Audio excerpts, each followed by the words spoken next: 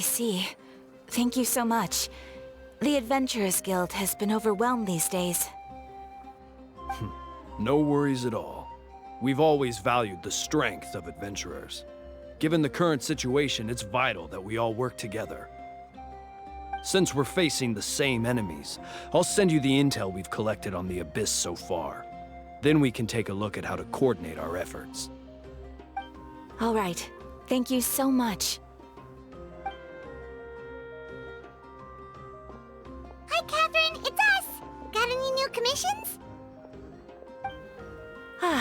You two have come just in time. I've got some good news. The Pyro Archon has finished assembling her forces and stationed them all across Natlan. Given how the Abyss has ramped up its activities lately, we can no longer afford to act only after receiving news of an invasion. So the Pyro Archon suggested that the Scions of the Canopy and the Adventurers Guild focus on collecting and disseminating intel. That way, we can stay informed of everything that's happening across the land. Once we receive word of enemy activity, we can notify the nearest camp and the stationed forces can take immediate action. Yes, precisely. This should also allow us to focus on gathering information rather than running around and trying to tackle everything at once. So please also take a chance to relax, you two. You've been working hard these days, and this will be a good opportunity for some well-deserved rest. So that's the plan. Whew, we can finally stop and take a break. Paimon knows that. It's not like Paimon just wanted to lay here and do nothing. The movements of the Abyss are always unpredictable. There have also been times when it suddenly became more active in the past. The people here generally see it as something like an acute natural disaster. Once the disaster is over, everyone will return to their normal lives.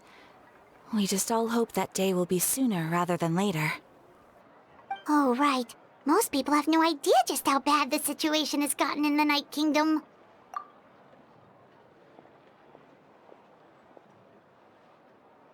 Oh, hey, Kachina! Are you feeling better now?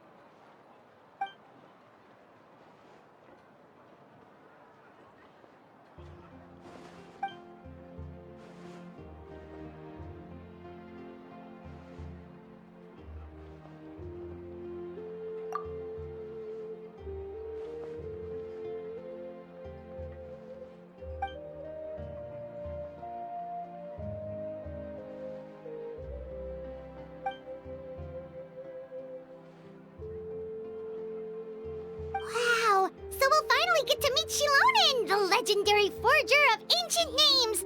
Paimon still can't believe anyone could forge those things.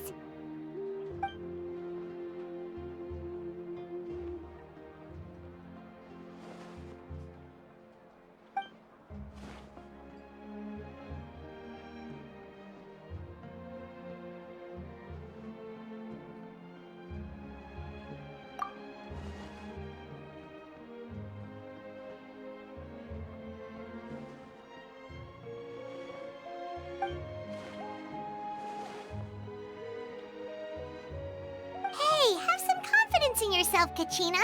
After all, you're already a victor of the Night Warden Wars.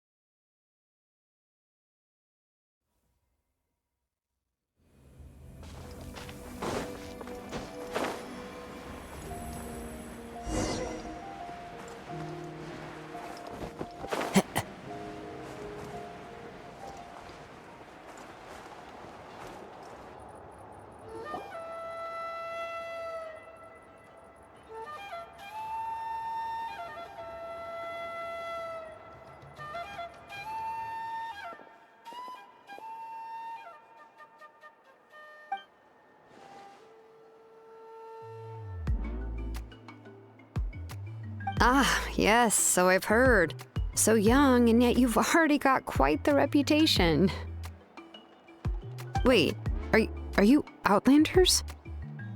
Yep, we're travelers who just arrived in Natlan not too long ago. No, I mean, I was aware that you're travelers. It's just no one told me that you're Outlanders.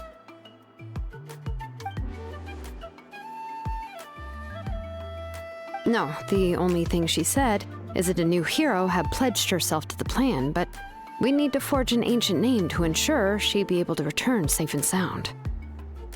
And she did mention that it would be quite difficult to forge an ancient name for them, but at the time, I thought she was just commenting on my skills. But I seem to understand where the true difficulty lies now.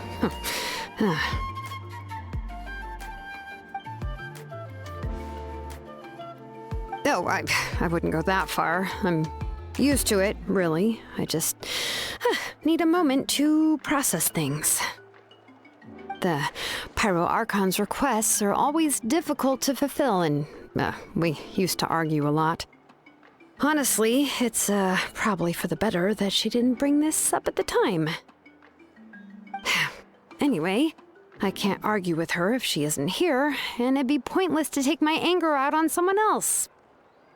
But, just because I understand her rationale doesn't make me any less upset. After all, she must have known that forging an ancient name for an Outlander is an impossible task. It's impossible? As you probably know, an ancient name is a symbol of a hero's spirit and glory, which grows even richer and heavier as generations of successors inherit it. We forge ancient names by engraving the heroic deeds of an individual who will become the first hero of that particular name.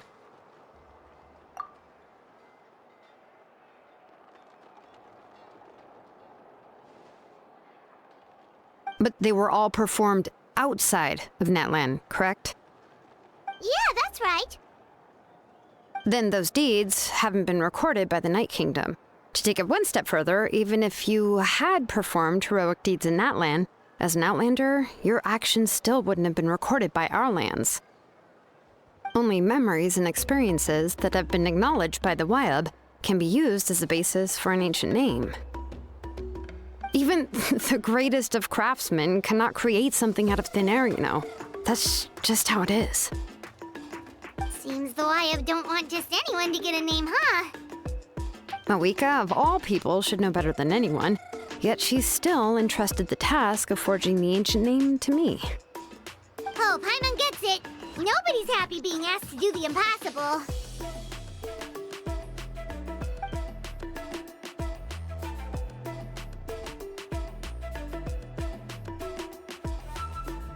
Ugh, don't remind me. Let's just focus on how we can pull this off. How to achieve the impossible. You mean you're already willing to accept the task? Well, what else can I do? What's happened is already done, and it's not like I can outright defy the order of my Archon.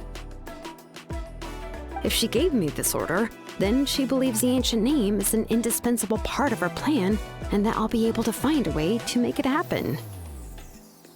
In other words, the order is an affirmation of my abilities.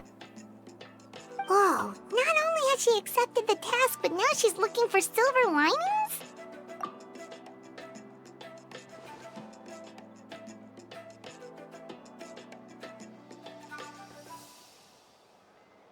The key is getting the Wyab to somehow acknowledge the traveler's existence and record her heroic deeds. We heard the voice of a Wyab when we were in the Night Kingdom before. We even had a whole conversation with her. If we can talk to her again, maybe we can figure something out together. Well, every tribe has their own Wyab. How do we know if the one you met is indeed the best one for us to talk to? Plus, considering the unprecedented nature of this situation, I have a feeling that the acknowledgement of one Wyab alone would probably not be enough. I don't know. That requires a level of knowledge that I do not possess. We need to find a consultant who's an expert on all things Night Kingdom and Wyab. The first person who comes to mind is Seat Lolly at the Masters of the Nightwind. The The one we call Granny Eats to Leak. Oh, we've heard that name before. We used her spirit speaker stone to find Kachina's ancient name. A person who can make something like that must be pretty impressive. I'm unsure she'd be able to help. Still, she's older now and quite eccentric. It's hard to even book a meeting with her, given that she's constantly holed up in her room and doesn't like to be disturbed. I've heard that to get her help, you have to be extremely patient with her and know how to keep her spirit up. I hate to break it to you, but... Huh. Why is that? I mean, didn't she already help you before? And you even managed to save Kachina. Well, yeah. At the cost of her spirit speaker stone being split into two.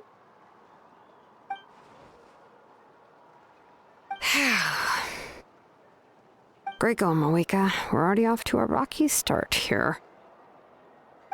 In that case, I guess your only option is to try to emphasize that this is an important order from the Pyro Archon. Hopefully, Seat Lolly would still want to show respect to the Archon. I'll also write you a letter on your behalf. If you can find someone to deliver it and mention some good things about you, then that should help too.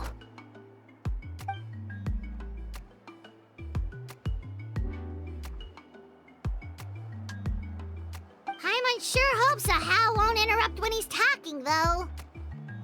All right, Kanich is a seasoned negotiator. I trust that he'll know the best things to say.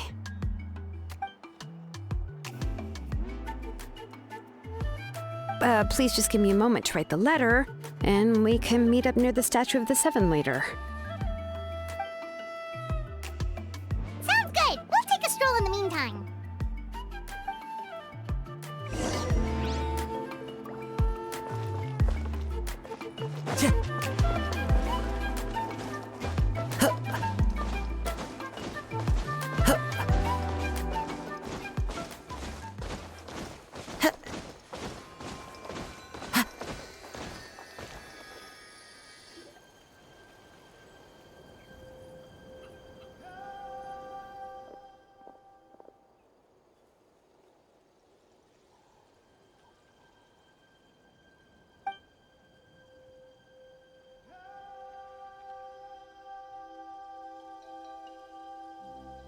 I'm sorry to put this on you, Kanich. It's just that you're probably the only person who knows how to deal with her.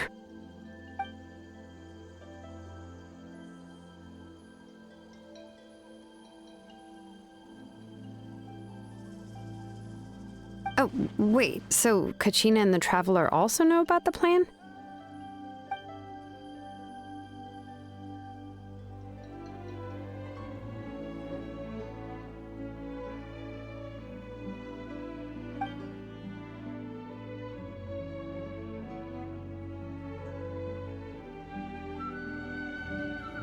Right. She mentioned there are 6 heroes and that Shilonen is one of 4 that have already been acknowledged. Oh, well, then I suppose there's no need to keep any secrets between us. Having companions walk by your side is perhaps the best solace when facing such a bleak reality.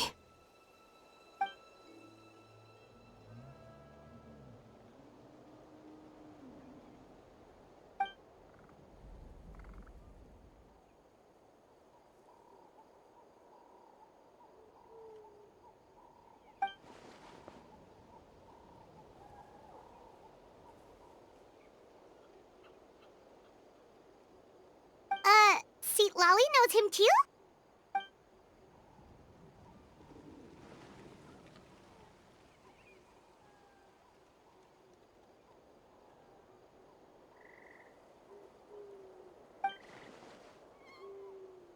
Given how the Masters of the Nightwind love to babble about dreams and revelations, they're already a pretty strange bunch to most.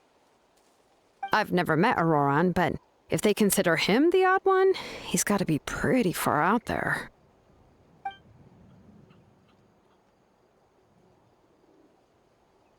Huh. Makes sense.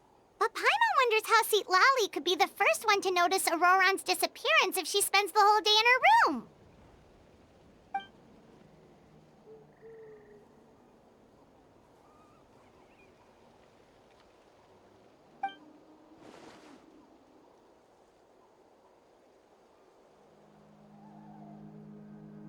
Oh, so if I'm following, you mean we'll help her investigate Roran and the captain's whereabouts?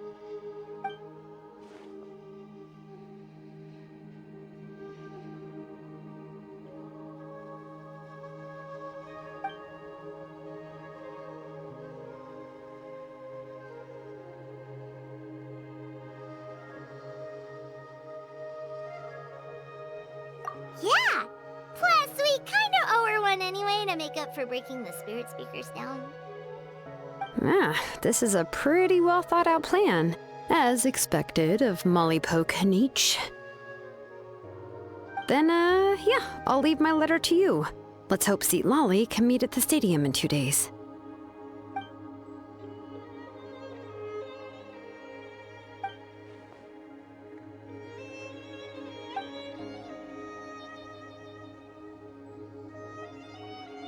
Okay, then let's part ways for now. I'll see you in a couple of days.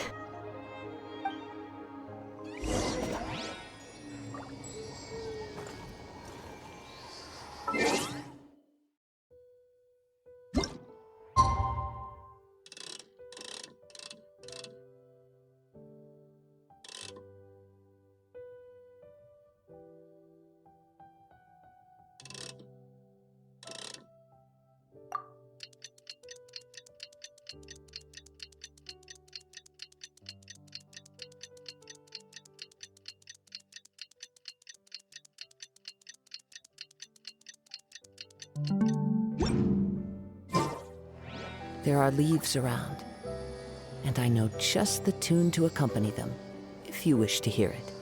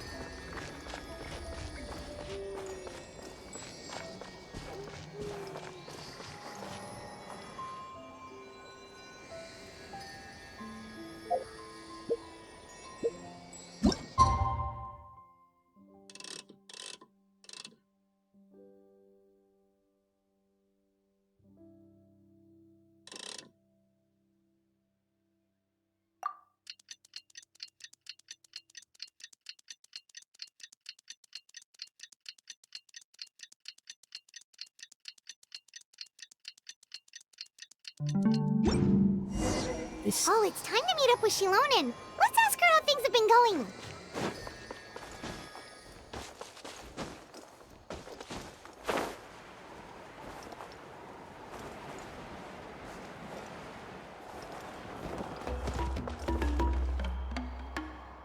Hey, Shilonen, how's everything going? Oh, hi, Traveler and Paimon.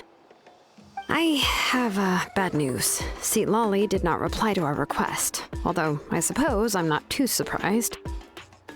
Huh? You mean she didn't even bother to give Kenichi a response? Guess she really does have quite the ego then. Yeah, well, she can be also quite eccentric, though she's one of the most gifted people around. Even the Masters of the Nightwind often struggle to work with her. My guess is that she probably has other reasons for not deigning us with a response. But let's go to the stadium and see if we can meet her there. If we do get a chance to talk to her in person, we can still try to work something out.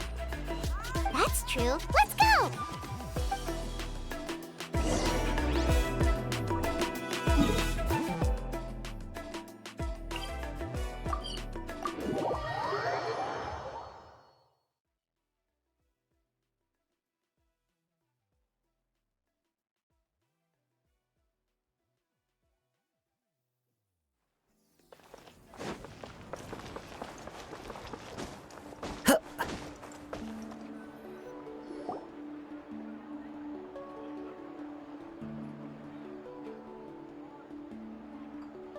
Paimon doesn't see anybody. Seems she's just not gonna show up, huh?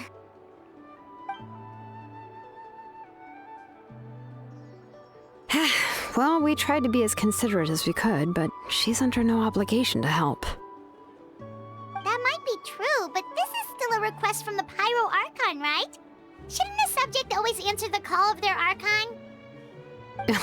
A subject? Well, if you ask me, I'd say we're all more like friends with the Archon. Yes, Mavuika is our leader, but that doesn't mean there's any kind of tall barrier between us and her. The only thing is that she often has very high expectations of us. Huh. So even though she's super powerful, it sounds like she's actually pretty down to earth and easy to get along with. Unlike that old hag Granny Eatstily, right? Does she think she can ignore us just because she's famous? You all talk about her like she's some kind of huge deal, but she didn't even bother to reply to our letter! Seriously, if she didn't want to come, she could at least let us know. If that's what aging does to you, Paimon never wants to get old. Oh, really? So, that's how you see me? Huh? Who's there? Who's talking next to Paimon? Oh, don't mind me. I'm just a disgruntled old hag, right? Come on, relax. I'm sure my bark's worse than my bite. Huh? See, Lolly.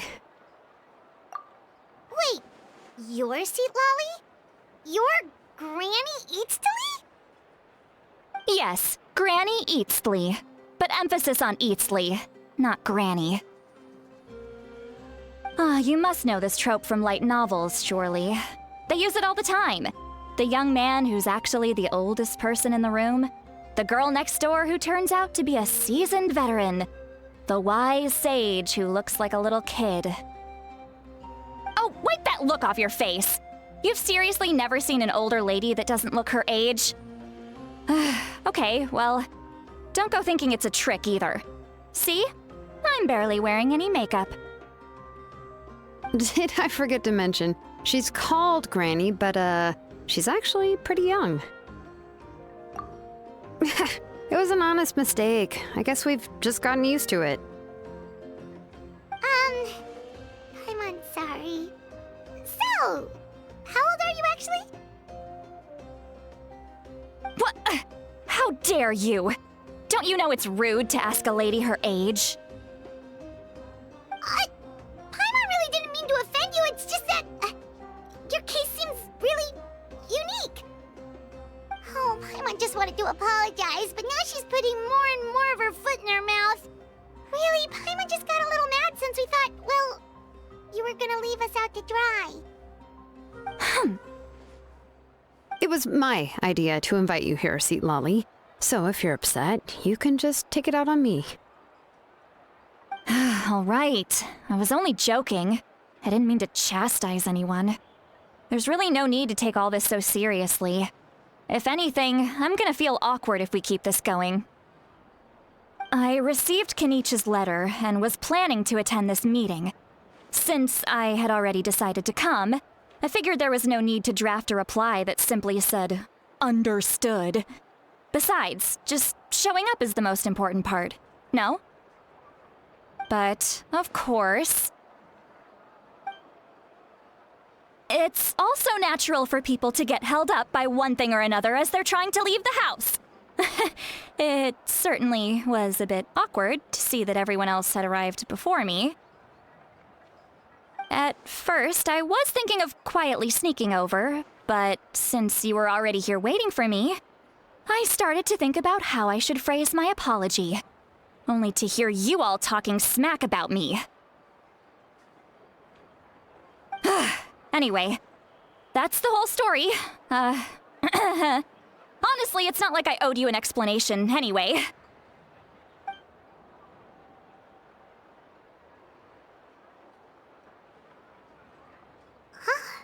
What's with that expression? Was she feeling embarrassed just now?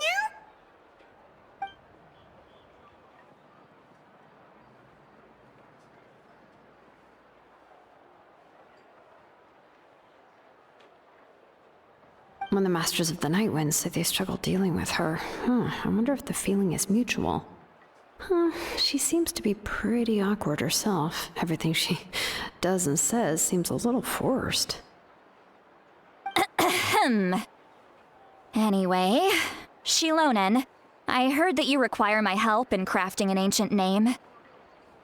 Correct. The situation isn't like anything we've handled before. Let me explain.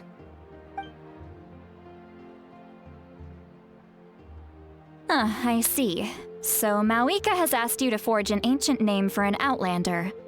Well, that would be a first. And you've also heard all about Auroron. I must say, he's always been a good kid. I can't see him joining the Fatui of his own volition. He must have been coerced somehow. Yeah, that's what we came here to ask you. We'll help bring Auroron back if you help us solve the problems of forging the ancient name. What do you think? I suppose I'll just call you Traveler for now. Traveler, come here. Let me take a good look at you.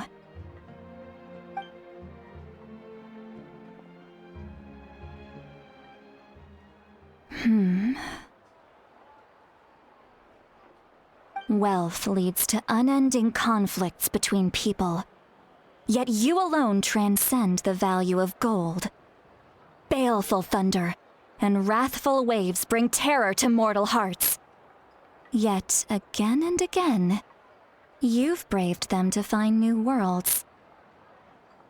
O weary yet free soul, even the most verdant leaf in the forest will pray for your happiness and safe passage. Those are all the things that I could see in you. You've experienced far more than even most mortals could dream of. You possess the heart of a sincere hero, along with the conviction to lift a torch above your head and walk headlong into the night. Huh? Don't move. There's something here. Huh? What thing? Don't scare Paimon. Is the Traveler gonna be okay? Shoo! That should do it. You've just returned from the Night Kingdom, so some fragments of souls were still stuck to your body. No need to worry. I've just cleared out the last of them. Isn't that kinda like having part of a ghost come back with you? It's nothing as serious as that. If left unattended, the most it could do is stir up some chaos in your mind, and generally worsen your mood. Well, in that case, better to get rid of them. It was nothing. Shilonen, let's follow your proposal. Once you've brought Auroron back, I'll take you to see the Lord of the Night. The Lord of the Night? But don't we need to talk to the Wayab of the tribes? Something this important is beyond their jurisdiction. Only the Lord of the Night can decide whether we can grant an ancient name to one who does not hail from our lands.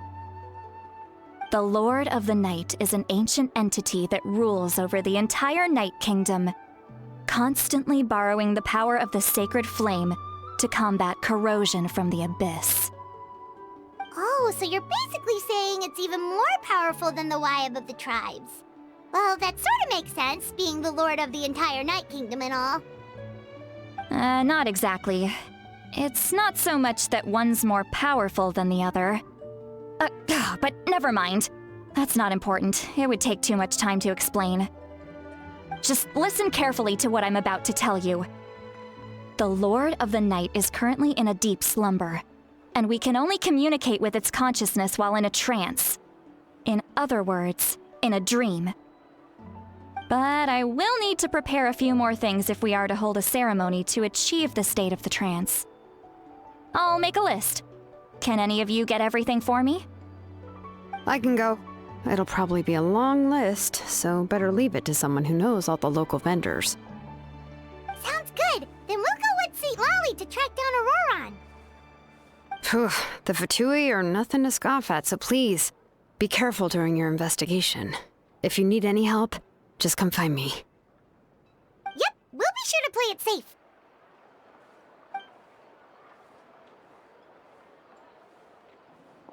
All right, now it's time for us to catch that brat and bring him back. I'm sorry I made you wait earlier. It was actually because I decided to swing by Auroron's place to look for clues.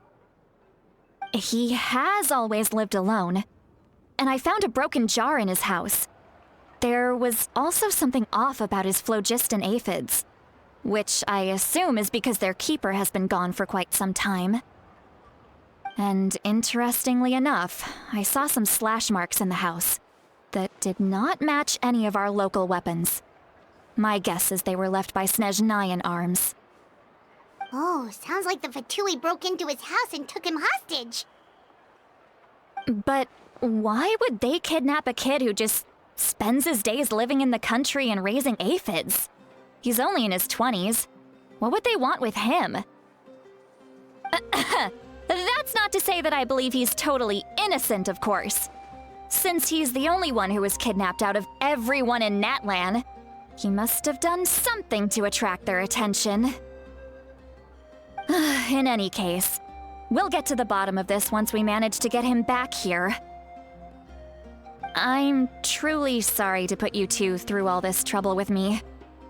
But please help me get him back. You can count on us! All right, then let's start by heading to where Auroron was seen last.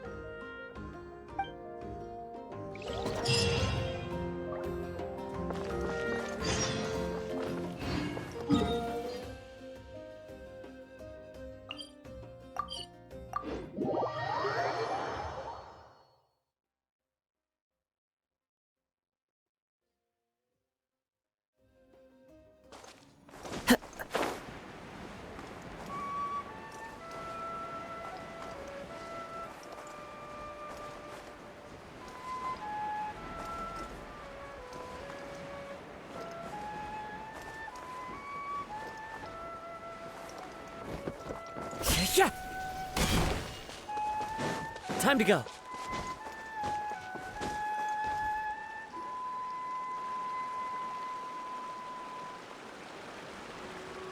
This is the spot. An eyewitness claimed to have seen Auroron speaking to some Fatui soldiers here. I don't know how much you're willing to believe me, but Auroron really is a good kid. I see no reason why he'd suddenly get involved with a Fatui. I'm convinced that what the witnesses saw was actually the Fatui coercing him, or perhaps trying to extract information. However, I doubt anyone would believe me, given there are no signs of a fight. Didn't Kanich say that she's a big name in Natlan? Feels kinda weird to see her so frustrated and helpless like this. Auroron? Well, he was left at the side of the road as an infant, and the people of the tribe took him in. You could say that everyone had a hand in raising him. He learned a lot from us, and once he reached adulthood, he built himself a house out in the countryside. He spends most of his days growing vegetables and raising aphids, living off of what he harvests from the garden. He's always been such a good kid. He would even get his friends to deliver whole bags of fresh produce to my place.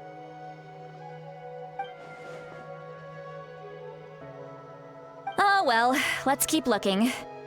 He can answer all of our questions once we find him. He's been raising phlogiston aphids for a long time, and since they were disturbed, they secreted a special type of phlogiston. We can use that substance to track his movements. Let's follow the phlogiston trail. Huh? What trail? Paimon doesn't see anything. Oh, right. I forgot your eyes don't naturally perceive such things. Here, give me your hand.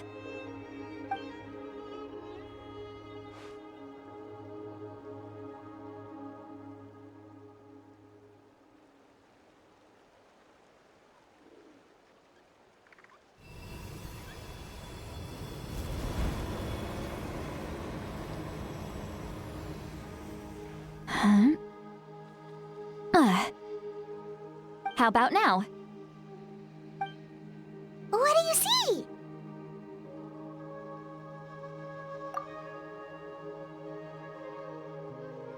Whoa, Paimon can see it now too! That's right. I used a spell to temporarily transfer a portion of my senses to you. For a short while, you'll be able to see the phlogiston too. Wow, you can even share your senses with us? First time Paimon's heard anything like that. It requires a very rare spell that most people aren't adept at. But don't worry, it's a cinch for me. Between the two of you, it seems the Traveler's senses are a bit stronger than Paimon's. When I held your hand just now, I could sense that you've got a great affinity for phlogiston. You're extraordinarily gifted. Anyway, we'll need to use our vision now to track down Auroron. Good luck, you two. Over here, this way! See, Lolly might say a lot of deep and confusing stuff, but this spell of hers is really something. What was that? Oh, Paimon was just complimenting you. Really?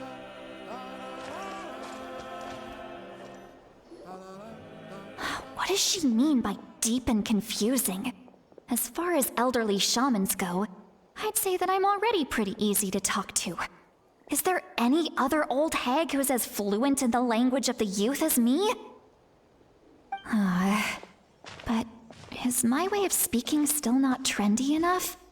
I've already tried my best to match their speech patterns. But given the looks on their faces just now... Or perhaps I'm still not fashionable enough? But that can't be, right? Don't tell me they're still getting the impression that I'm super old-fashioned. Huh?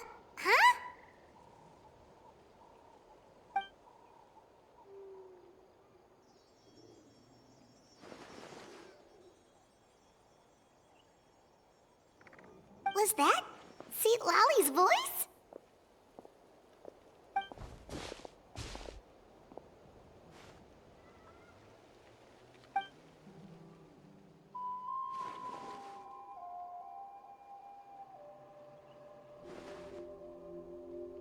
Now that I think about it, it's a good thing I found some helpers this time. Some things are best done with the help of friends.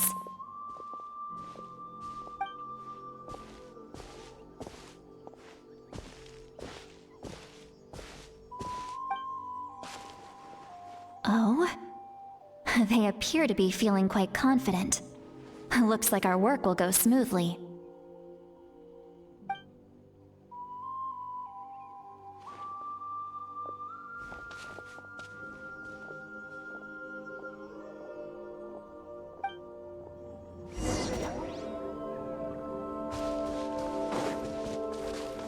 Hey, looks like there's a new camp over there.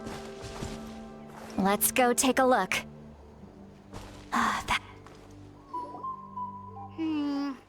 Yep. Judging by Paimon's experience as a guide, it definitely looks like people set up camp here. Wait. The phlogiston here is a bit odd.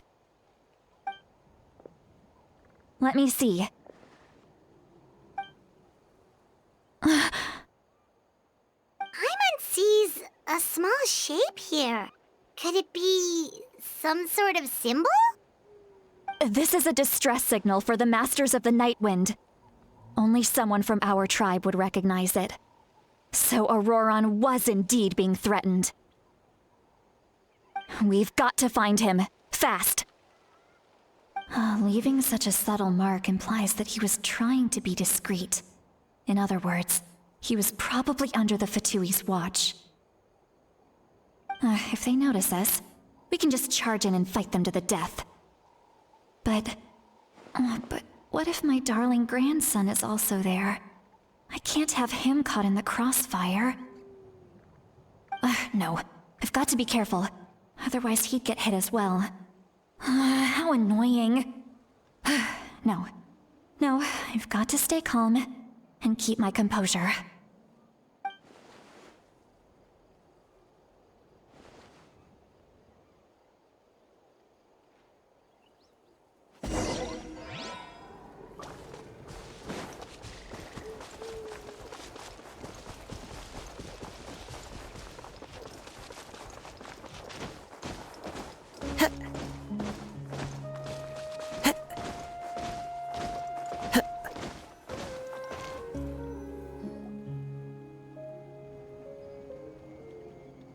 traces of people staying here too. Wait a second. The phlogiston around here is jumbled up. I can also smell a mix of elements in the air. Pyro, electro, and some other elements as well. Kanich told us that you were super amazing. No wonder you can sense so many more things than us. It's about time that little brat said something nice about me. There are signs of a struggle here. Judging from what's left on the scene, there must have been a fight. But after that, the factions seem to have gone their separate ways. Both the phlogiston and the elemental traces in the air support that. Do you still remember the little mark we found before? Paimon's thinking, what if Auroron wanted to leave another distress signal, but was caught by the Fatui?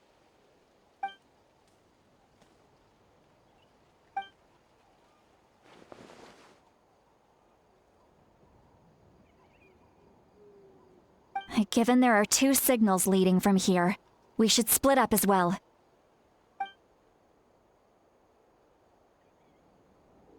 I'll take this direction, and leave the other one to you. Let's meet up again later. Auroron, what the heck were you doing? It's one thing to trouble me, but now I had to bring other people into this as well. You little brat. And off she goes. Traveler, did you hear all of that as well? Once Seat Lolly left, that voice went away as well. Paimon even tried calling her name inside Paimon's head, but there was no response. So you were thinking the same thing. Paimon also thought that if we could hear what she was thinking, then she could probably also hear what we were thinking in our heads. She did say that she was quite adept at this spell, and it doesn't sound like she's had any trouble with it in the past. Maybe we're a special case and can hear her thoughts as a side effect. If you think about it, she's really got a lively inner world. It paints quite a different picture from Paimon's first impression of her.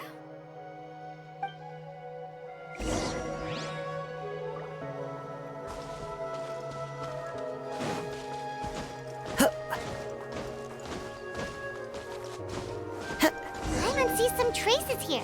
Let's follow them and see if we can find anything up ahead.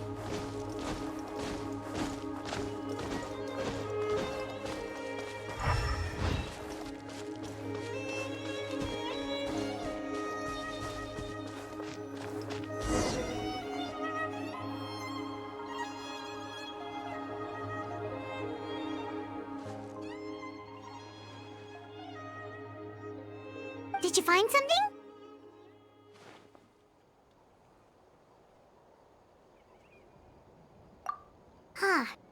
So we can't tell where Auroron might have gone from here. That's weird. The phlogiston trail suddenly stops.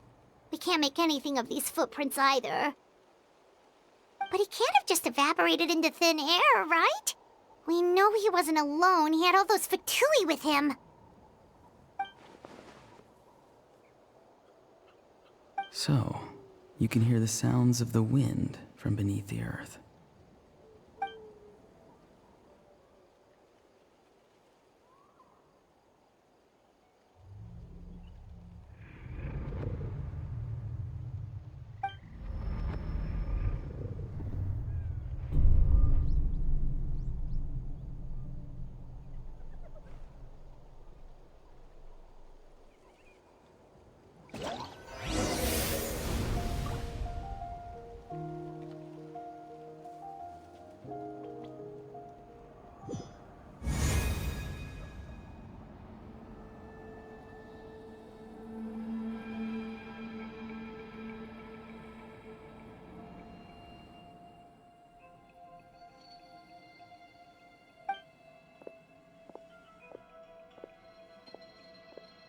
I'm very sorry, but please do not move.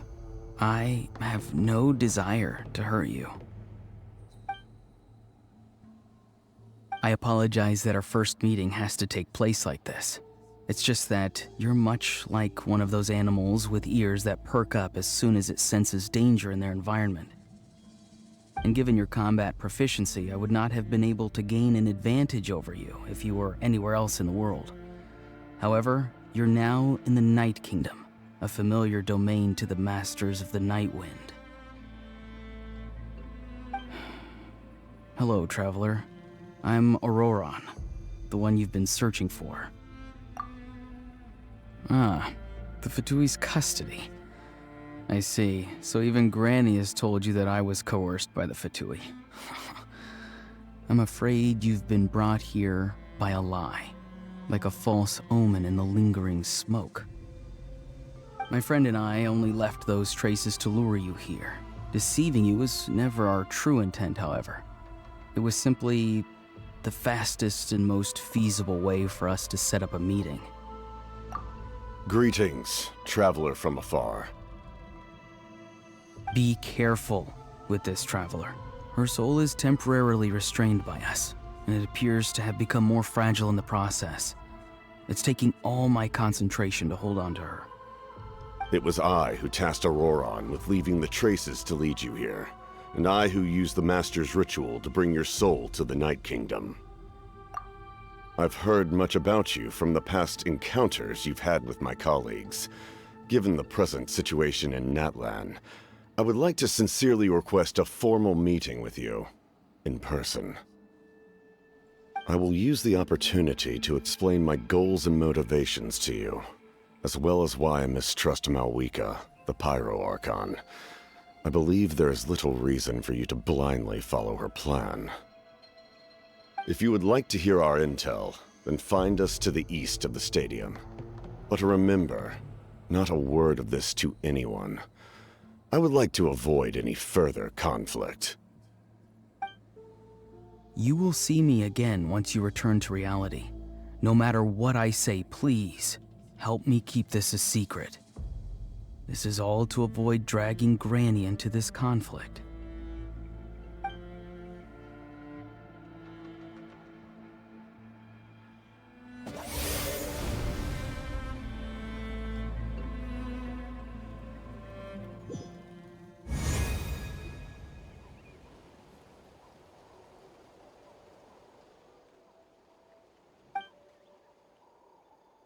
Hey, what happened just now?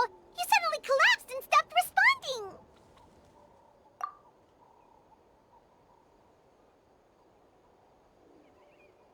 Hey, why are you sitting on the ground? Are you okay? See, Lolly! She froze for a moment and then just collapsed to the ground. Could it have been those leftover remnants from the Night Kingdom? Do you have any itches or pain anywhere? Don't worry. We can take a short break. Sorry, I know I asked for your help. But had I known you were feeling unwell, I wouldn't have taken you on this trip with me.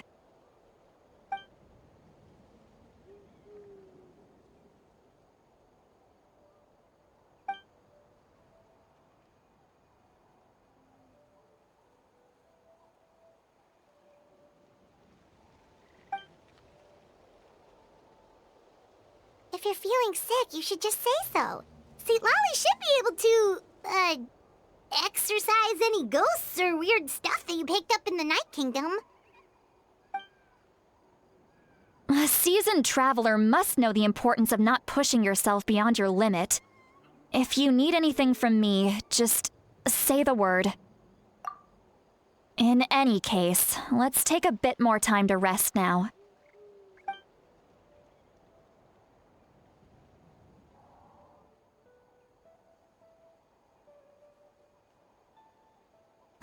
Need to be more careful next time.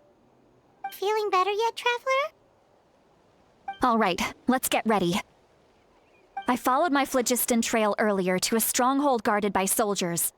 I have a feeling that Auroron is probably being held inside. Oh, so it's close by. Then let's head over right away. Well, I recruited you to be my helper, which means we're in this together. Like the wind and the clouds. We either move as one or not at all.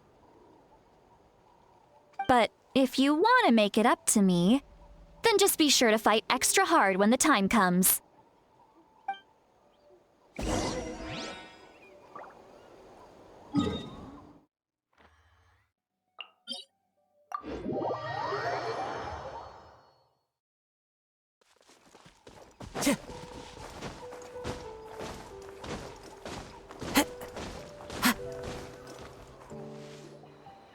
Look over there. Huh? I don't think she sees someone in the middle of the camp. That's Auroron.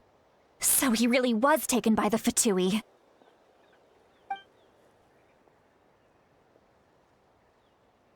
All right, we'll take the lead.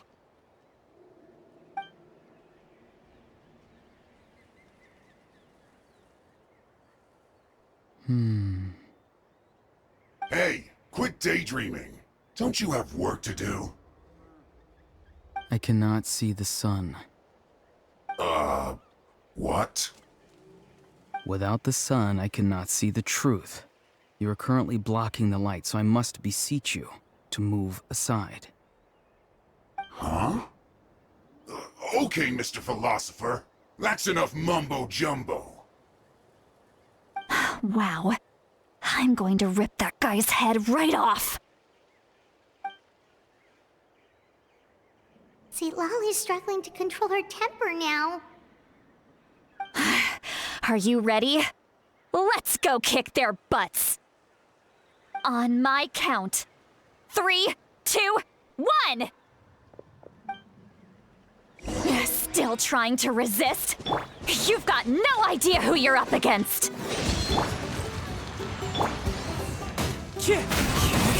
One with nature. Time for retribution!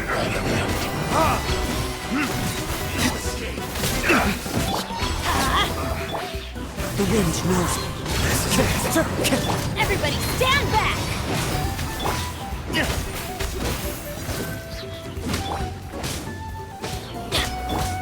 Into the wind. A little ambiance. Let's light it up! Miscalculated. Death. Auroron! Granny! Paimon knows she's called Granny Eats to Lead, but it's still kind of weird hearing someone actually call her Granny. And greetings to you too, other Granny. What did you just call her? Granny. Is that not right? You are Granny's friend, are you not? You seem to be approximately the same age as her, so I figured you're also a Granny. How many times have I told you? It doesn't work like that. There are a lot of people who look about the same age as me. You can't go around calling everyone Gramps or Granny. Oh, wait. He's not a child, is he? Don't tell Paimon he's one of those people who look like an adult but are actually only 8 or 9 years old. Oh, your words have pierced my heart like a thorned vine. Given how hard those thorns are to remove, I may just need to find a pair of tweezers. Why are you so upset? You can just say yes or no. Of course I'm not a child. It's just Granny always taught me to show gratitude where it's due. And since the Masters of the Night Wind raised me collectively, I basically see everyone above a certain age as an elder I should look up to.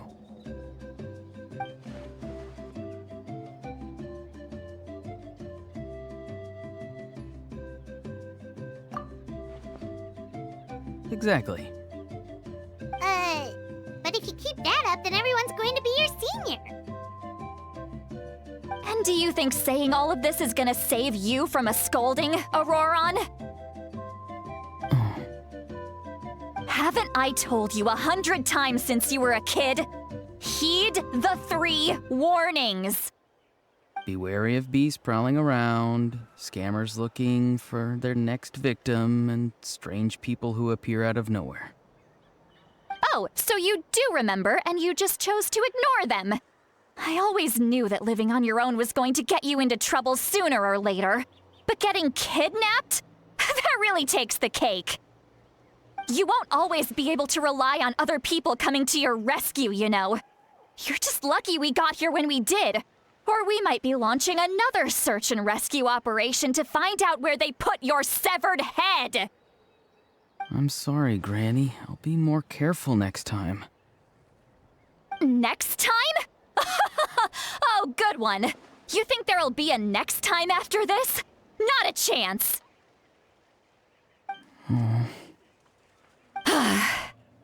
They didn't hurt you, did they? No, they just asked me a lot of questions about Natlan's terrain and made me draw a map of the ley line distribution. Okay, now answer me honestly. Were you the one who helped the captain escape after his battle with the Pyro Archon? Yes. So why did you do it? Because they said they would need my help from there on out. They also said that if I refused, they'd just come to you, Granny, and they'd already figured out a way to make you do their bidding. Hey! I'm no ordinary Granny!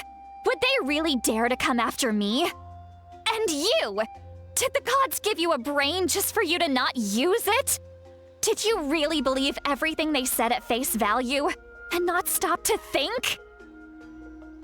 Thankfully, the Pyro Archon only asked that we find the mysterious individual from the Masters of the Night Wind and didn't slap your name on a wanted poster. Don't think for a second that she doesn't know what's happening. Even if the truth that you see will soon manifest into reality, there is still no need to preemptively panic. Have you forgotten the words that I've taught you?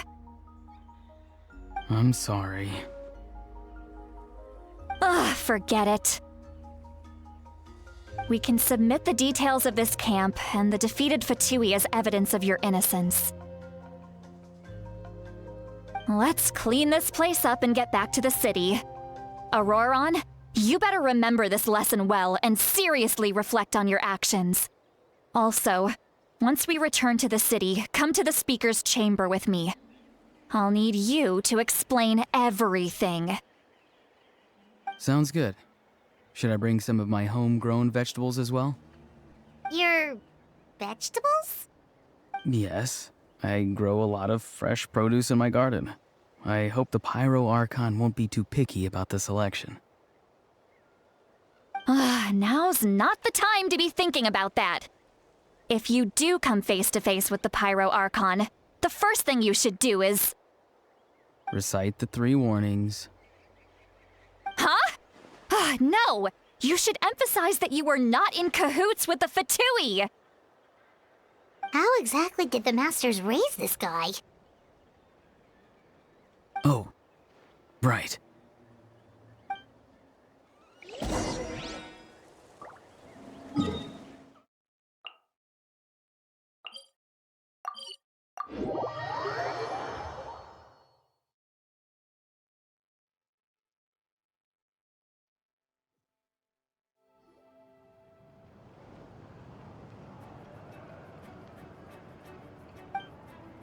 I see. So Auroron came to the captain's rescue because he promised to help him in exchange for Citlali's safety. That's right. I'm sorry. Now that you know Auroron was only trying to protect another member of his tribe, could I ask you to petition the Pyro Archon for her forgiveness? We'll give her a full report. We'll let you know once she's reached a decision. Will I need to stay here? Technically, yes. But if Miss Citlali is willing to serve as your guarantor, then we can release you from custody. Sure. I'd be happy to do that. I don't have any more time to waste here. I still have other things to do. Understood. Thank you very much. Mr. Auroron, please report back to the Speaker's chamber as soon as you've received notice of the Archon's decision. I understand. Thank you. And thank you too, Granny. Whew. Well, at least you won't need to hide your face anymore. Traveler, Paimon, thank you very much for your help. And don't worry, I haven't forgotten about my side of the deal. Once Auroron is settled, I'll go talk to Shilonen and get started on forging an ancient name for you. Oh, thank you! You scratch my back, I scratch yours. It's as good as done. You can just go twiddle your thumbs or something while you wait for the good news. Bye for come with me, Auroron. We've got to find you a place to stay for the night. Goodbye, Other Granny.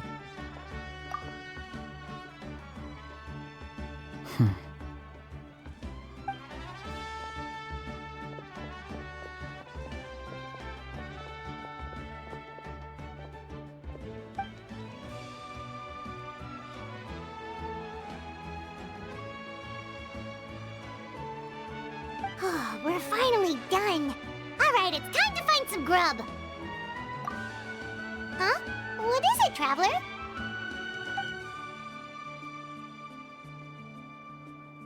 What? The captain? Sorry. Paimon just didn't see that coming. So you really saw him in the Night Kingdom? And he didn't attack you? Oh, that Auroron, what is he up to? He sounded earnest enough just now. Paimon would have never guessed anything was happening. All that stuff about protecting Seat Lally and being forced to help the Fatui, when he's actually been a willing accomplice all along. Yeah, you're right. Still, Paimon appreciates you telling her about this. Paimon will support your choice no matter what, so if you want to go, we can go together. We still have another whole day before the meeting, so we'll just meet with them when the time comes.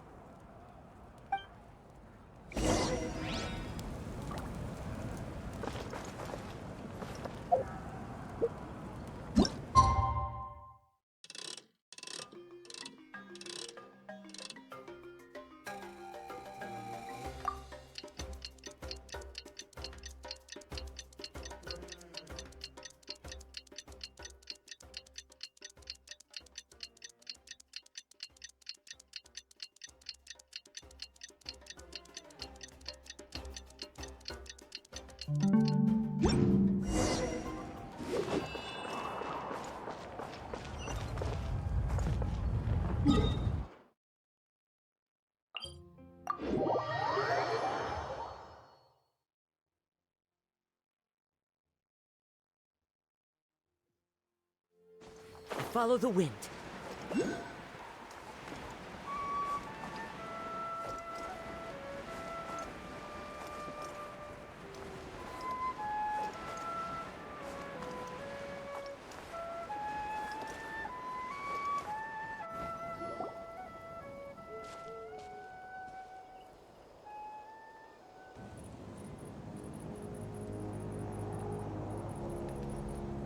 Weird. Paimon doesn't see anyone.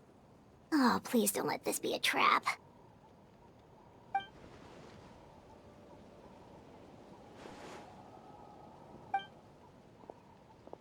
What was that? Good evening. Nice to see you again. It's you. You shouldn't pop up from behind people like that. What are you, a ghost?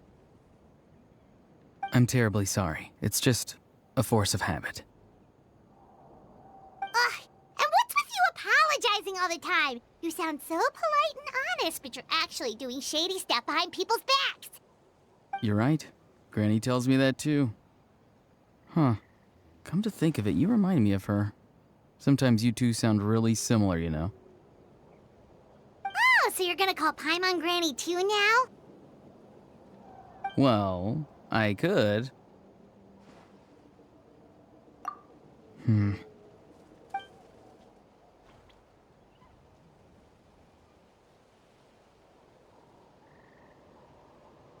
It's all clear. Over to you. Excellent. The fact that you showed up proves that I was right about your character. Yet, there's been a lot of talk about you. Child told me that you're passionate about the unknown and willing to take risks.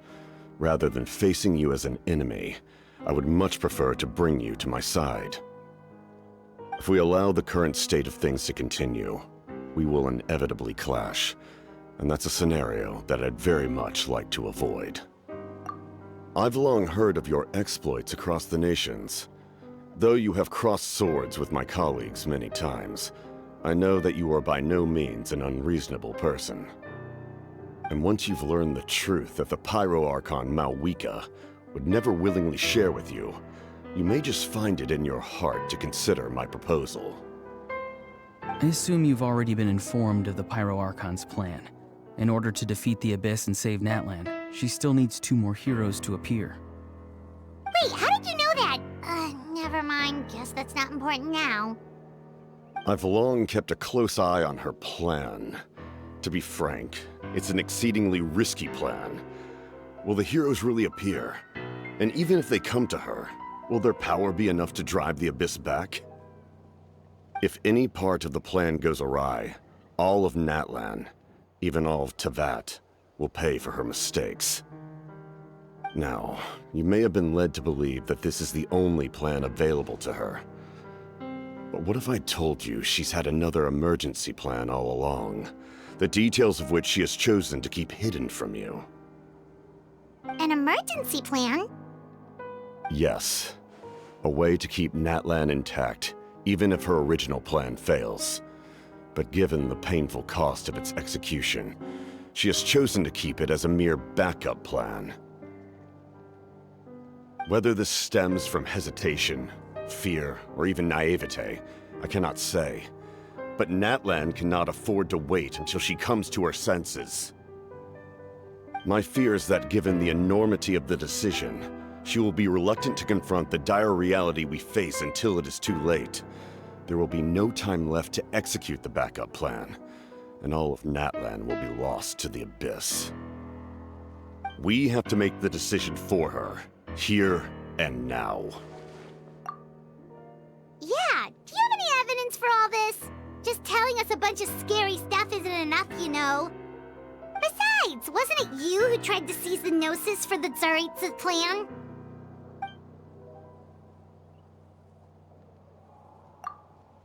I knew you'd be clever enough to see. That's right. I did not seek the Gnosis for the Tsaritsa. Since I was defeated in battle, I must put to rest my thoughts about the Gnosis. But even so, my desire to save Natlan remains unchanged. And now, I have found a new way to solve the crisis. We can implement it immediately if we reach an agreement.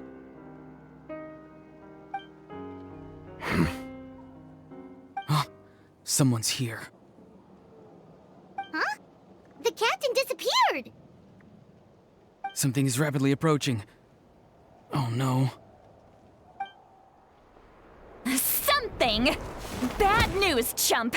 It's your granny! See,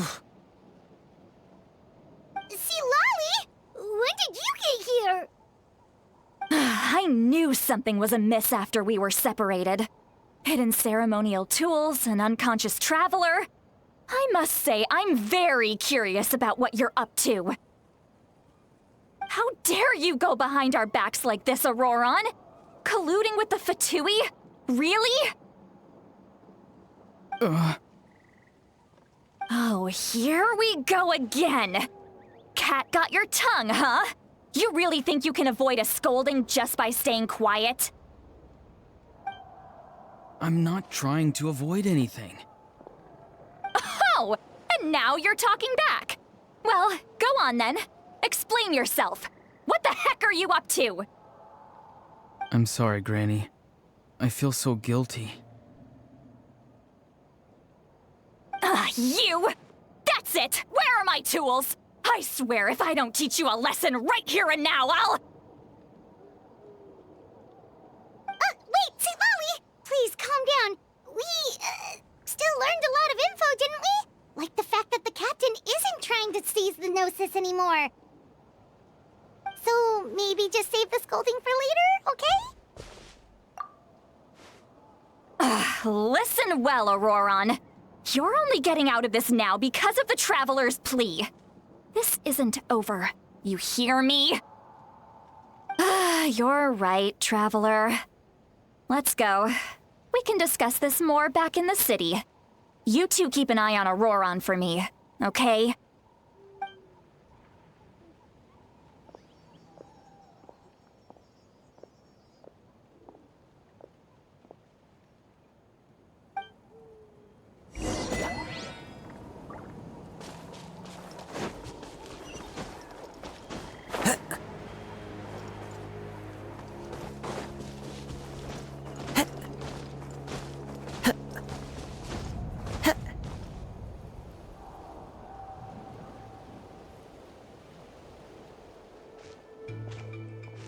In all my years, I've never had a child cause me so much grief. Do you seriously not see what's at stake here? You've got a head on your shoulders, Auroron. Use it! Why did you help the captain? And I want the truth this time. No answer? Think you're being smart? Then let me ask a different question. What does the captain want? What is his purpose in Natlan? Really? You're just going to stonewall me?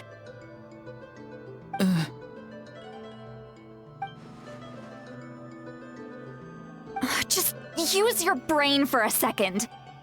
What do you possibly stand to gain by helping the captain? Only endless trouble awaits you and everyone in the tribe. You've always been a good kid. Why would you throw that all away now? If you're worried about something, just talk to me. Granny would much rather we had a conversation instead of constantly clashing like this.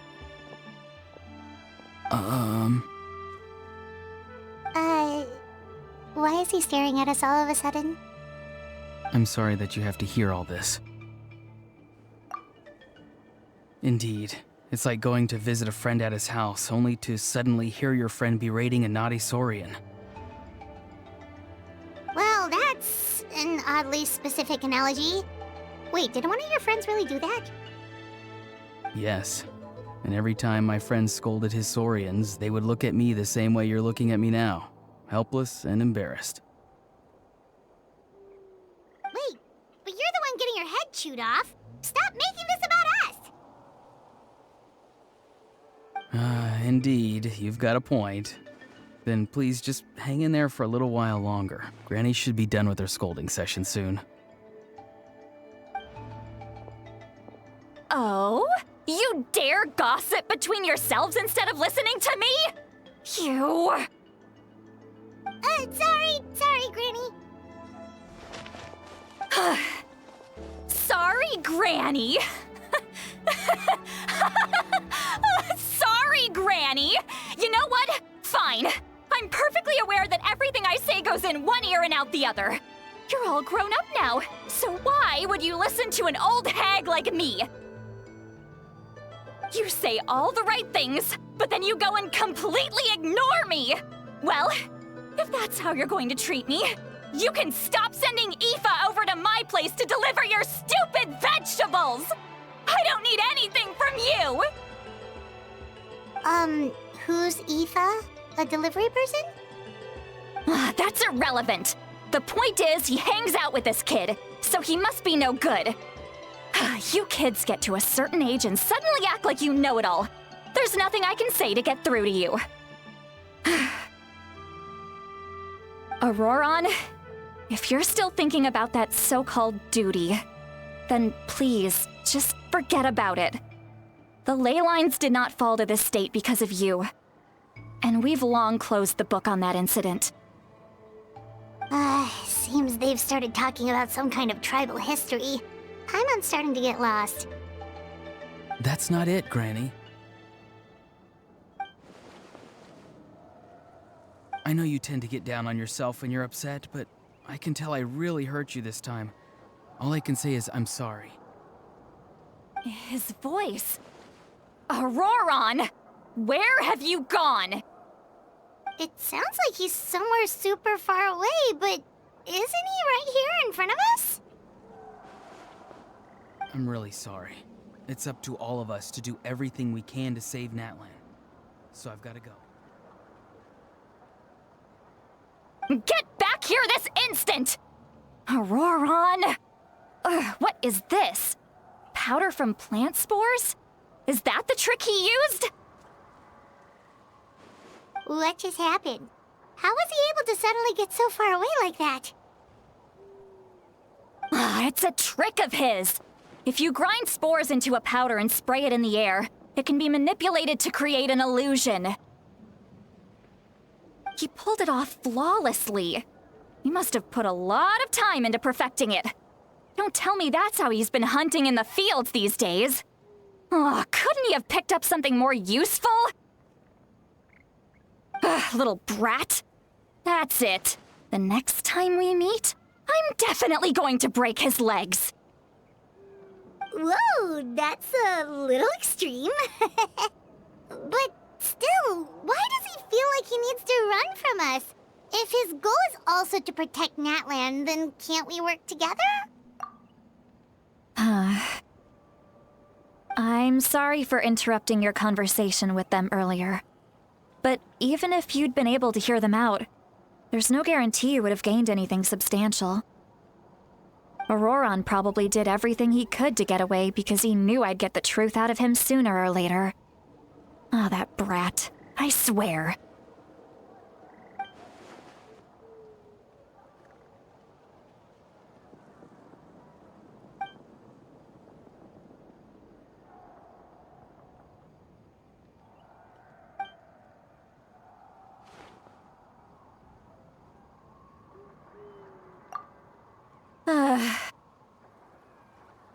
We've got quite a long walk back to the city. Let's take our time. It'll give me a moment to figure out how to explain all this.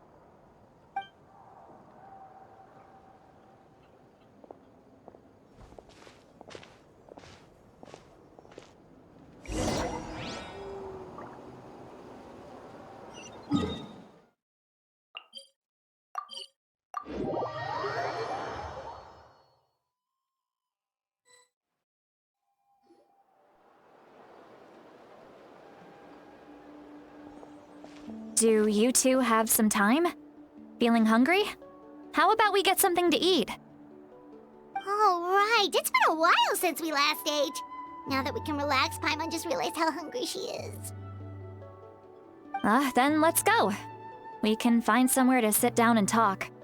Food and drinks are on me. Really? You're not gonna take her offer? That's right. Lali has gotten a lot quieter since Auroron ran away. She seems to be having a hard time. She's right. We're seasoned adventurers, so we're more than capable of paying our own bill. Hey, come on now. You won't even let me take you out for some food and drinks? I just wanted to treat you to a meal. Are you sure? We can save you some Mora. Mora is the least of my concerns. Besides, we're definitely due a meal after all the time we've spent together. Let me get this one. I might be an old hag, but I like to think I'm not completely useless. Sure, that's fine with us, but Paimon doesn't want you to be sad, sweet Lolly. Don't worry. I'm sure a juicy grilled steak will work wonders.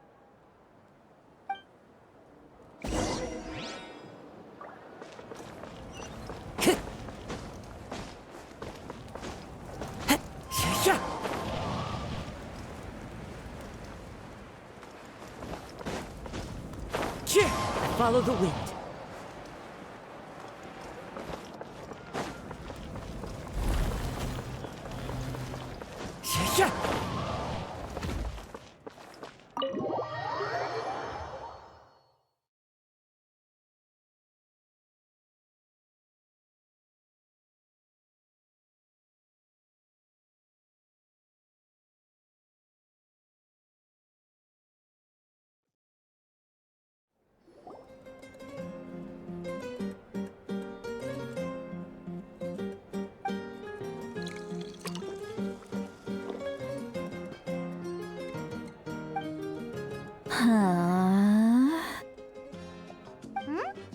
What are you looking at? Do you see two people standing by the door? They look like spitting images of each other. Are they twins?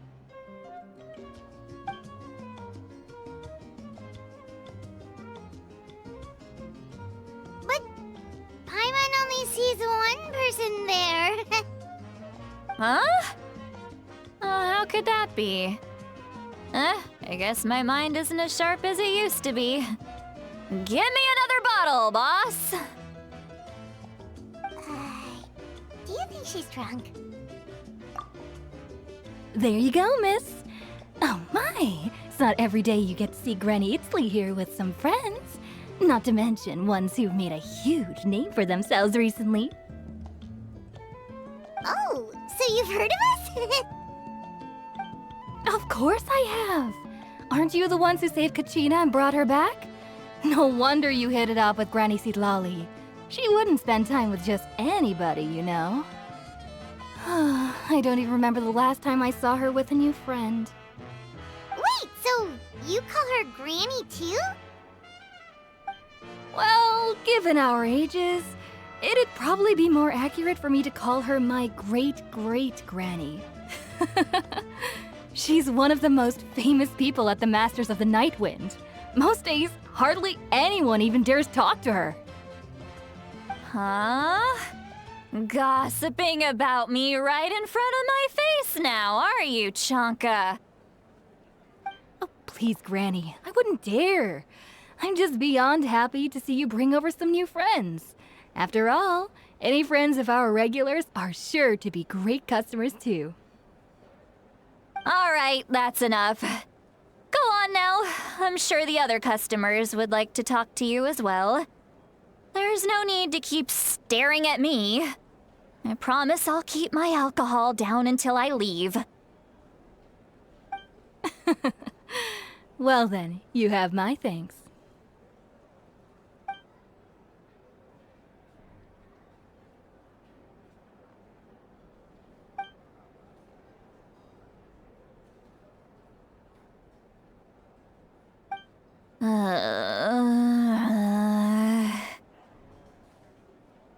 Sitlali? Sitlali? Who's that?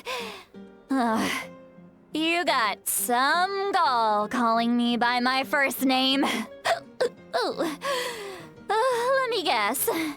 You want to test your skills against Granny Eatsley, don't ya? Are you still with us, Sitlali? You're kinda talking to no one. You chumps come around here, picking fights with me? Well, you know what happens next. You lose, and then run off home to tell everyone about how I'm this big scary bully. It's always the same story. You brats start it, I finish it, and then I end up with the reputation of being some kind of terrible monster among the shamans. I mean, come on. Monster? Me? Really? What did I do to deserve that? Granny Sitlali, you're not a monster at all. Exactly! And while we're at it, I'm not some lazy slacker either. Between meditation, advising the chief, and speaking with the Wyab, I actually have a pretty packed schedule, you know. Oh yeah, and I have to mentor all the new kids. Hey, new kid. Yeah, you. Don't play dumb. Didn't I teach you how to find phlogiston? You see? I know my stuff. I'm a good teacher. You tell him. That's more like it. About dang time someone showed me a little respect. Yeah, Granny's a hard worker, all right. You can always rely on old Granny.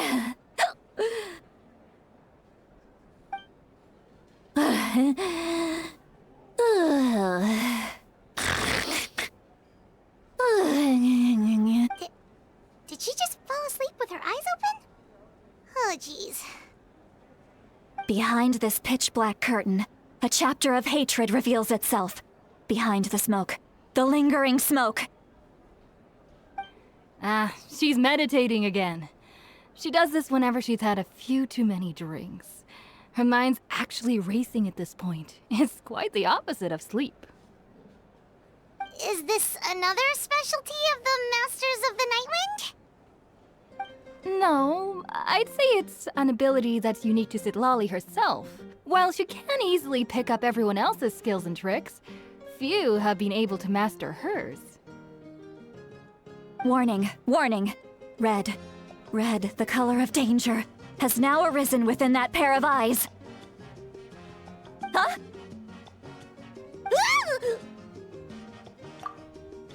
Traveler? Paimon? What's wrong? I'm gonna hurl. Hang on, just keep it in. Phew. Okay, it's passed. That was a close one. You had Paimon worried. Paimon really thought you were about to barf all over the table just now. How embarrassing. I'm sorry you had to see me like that. That's never happened before, I swear. I've never thrown up, not once.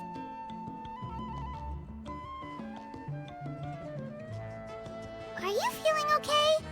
Want to take a quick walk and get some fresh air? There's so much that I want to say, but I can't.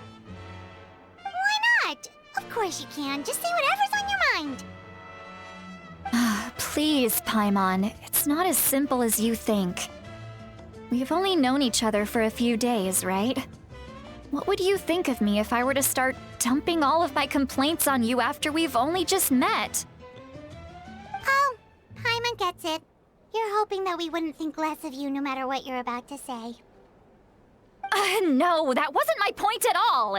Seriously, don't you youngsters know anything about shame? I'm talking about shame! I've lived all these years and still can't get rid of it! Surely, you know the feeling too? Actually, about that. Huh? Tell me what? Yeah, this is as good a time as any.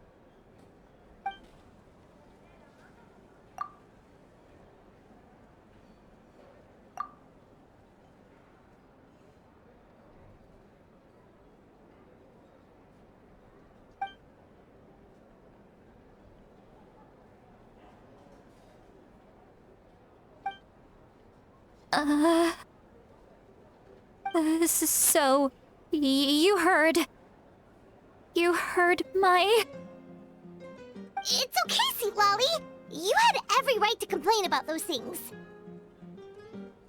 I can't take it anymore! Why do these things happen to me? Hearing me mumble under my breath is one thing, but hearing what I mumble in my own head? That's too much! It's just like when you're rolling on the floor in your pajamas, but you forget to lock the door, and someone bursts in to deliver cabbages and sees the whole thing! So that, happens to you a lot. It happens to people in general, okay? Doesn't matter if you're 200 years old or 1,000 years old. Everyone rolls around in their pajamas sometimes. I was just picking something generic. Take a walk with me. I have things to share with you. Looks like she's completely given up.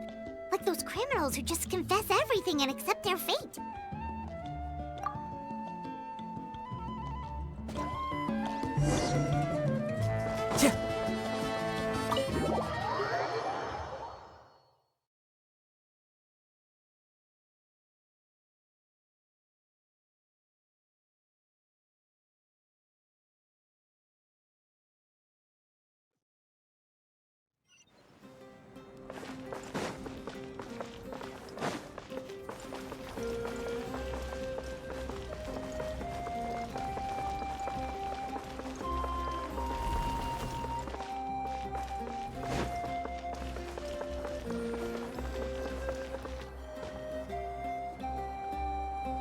Well, great view, right? I love coming here by myself. Wow, it's beautiful! You're making me want to cry. Oh no, what do we do? Please don't cry! I was an expression, okay? A figure of speech. I'm just... embarrassed. Here you are thanking me, even after you helped me all this time. Let's just have a casual conversation. It's easiest that way. Really? You don't seem like the kind of person who keeps things casual. Well, I guess I used to be more of a stickler for the rules. And you're right, I don't usually open up to the people of my tribe like this. I'm just an eccentric old hag to them. That story's been passed down so long, it might as well be true. But you're just a regular person. The kids of my tribe would have a heart attack if they heard you say that. Granny Eatsley is a powerful figure. Be careful around her. That's what they'd say. Well, you are powerful. Are they afraid of you? Some are. Others are mad I always come out on top. A few decades like that, and people stop knowing how to deal with you. What about you? Are you scared of me? We don't find you scary at all. That's because you're not from my tribe. You don't know how many delusions of grandeur I've destroyed just by existing. I make people realize that no matter how hard they work, they'll never become a living legend like me. Oh, not to brag or anything. Maybe it's hard to believe. Just pretend I never said anything. We believe you. Shilonen has full faith in your abilities, and Auroran didn't seem scared of you. He thinks of you as his granny, right? Yes, but Auroran's a special case. Mavuika already told you about her plan, and you've given so much help to Auroran and me. You deserve to learn the full truth. Auroran's not like other people. As I mentioned, he was abandoned as a child. The reason being, his soul is incomplete. The Masters of the Nightwind view this as a bad omen, capable of bringing about illness and misfortune. No one knows who his parents were. He was just left on a rock in the wilderness. It's a miracle he wasn't devoured by some wild beast. The Masters of the Nightwind believe they can see human souls, and in Auroran's incomplete soul, they saw a possibility for Natlan.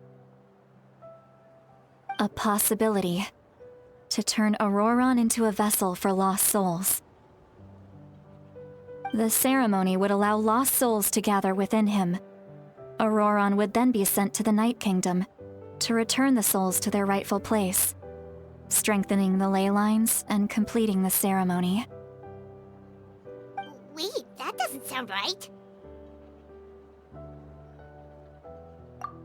Now you see the problem. When damage occurs to the Night Kingdom, the souls held within disperse and remain adrift, unable to find a way back to the ley lines. This loss of souls damages the Night Kingdom even further. The ceremony can send back countless souls at once, which would benefit the Night Kingdom and the souls themselves. Of course, the vessel, Auroran, would be sacrificed in the process. I wasn't surprised the chief at the time came up with the plan. The ley lines were already in a terrible state. A suitable candidate for the ceremony appears, and now you have the chance to make things better. Of course you're going to take it. When the chief asked for my opinion, I didn't give my approval, but I didn't object either. So they went ahead with the ceremony. It failed, and Auroron escaped with his life. Pathetic, isn't it? By not objecting, I basically gave them the go-ahead. Maybe they didn't have my explicit approval, but it's not like I did the right thing. If the ceremony was successful, Auroron would probably be dead. Of course, in my tribe, death is rarely something to fear. But what kind of message would we be sending by sentencing a newborn to death? By using a human life as a tool? It's not right. So, when I learned the ceremony had failed, I was ashamed by my inaction, and absolutely relieved by the result. The plan was never a secret. Or, I guess I should say, there was no point to keeping it a secret. A simple investigation from Auroron would reveal everything. Everyone thought he would be happy he survived, and he never really said anything to the contrary. But just as I was about to put all of it behind me, he asks this question. Would Natlan have been saved if the ceremony succeeded? Wait, but it's not his fault. He knows that, but he still feels guilty. Auroron has a strong ability to perceive souls, more than any of us. He understands just how dire the situation with ley lines has become. Maybe he chose to work with the Fatui because he still thinks he owes a debt to Natlan. I can only imagine what they told him. Traveler, didn't the captain say he found a way to solve the crisis? Maybe that's what brought Auroron into this. Anyway, we can't just let things go on like this. We have to convince him to come back! You don't look so good, Seatlolly. Maybe you should head back and get some sleep. Probably drank too much. It's okay. The fresh air is doing me good. Okay. Forget that. I need to go home. I hit it a little too hard. You've helped me so much already. How do I even begin to thank you? Hey, we're friends, aren't we? Besides, you already said you owe us a favor, so you don't need to worry about us. Good point. Well, I'll go home and get some sleep. We can figure out our next move in the morning.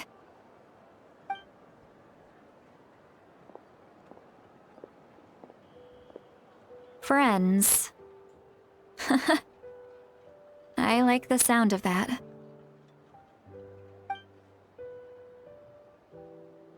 Auroron's probably back with the captain, don't you think? You mean about the backup plan?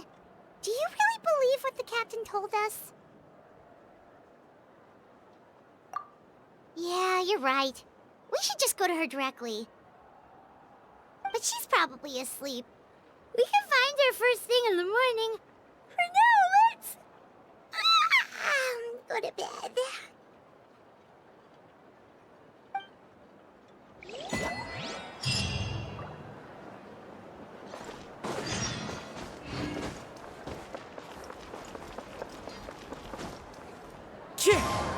Follow the wind.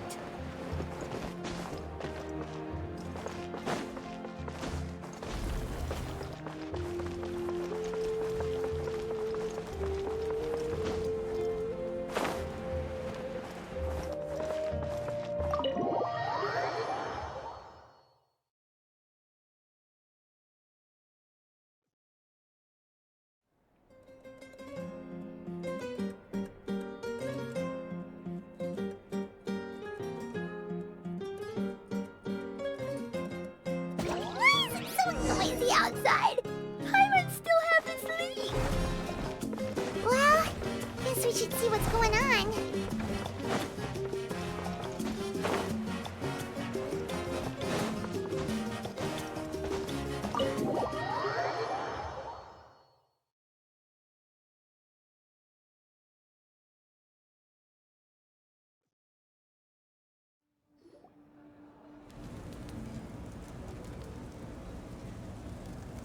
You're already here. I was just about to come get you. Wow, you're up early. That's impressive, especially after all the drinking last night. Let's not bring up last night. I'm embarrassed about the whole thing. Anyway, I was also woken up by the commotion. Looks like all the warriors from the stadium are on the move. I heard many areas have been attacked by the Abyss, including the Masters of the Night Wind. I need to head back right away. The Abyss attacked again? Are you sure you can handle it on your own? Do you need our help? I'll be fine. We also have the support of the warriors stationed at the various outposts. Given the quick response, things shouldn't get too serious. The stadium could always use more manpower, so you should join the forces here. I'm done making excuses for him. He's not a child anymore. He needs to take responsibility for his actions. I was the one who vouched for him, so I need to report back to the Speaker's chamber. I'll accept however they choose to handle the situation. But I should be able to convince them to let me go back to my tribe first to deal with the attack. As for the ancient name, once we handle this crisis, I'll talk to Shilonen right away. Don't worry. I never forget a promise to a friend. Thank you. All right, I need to start heading back. She left in a hurry. The situation must be really serious. Oh, looks like a lot of people are heading to the stadium. Let's see what's going on.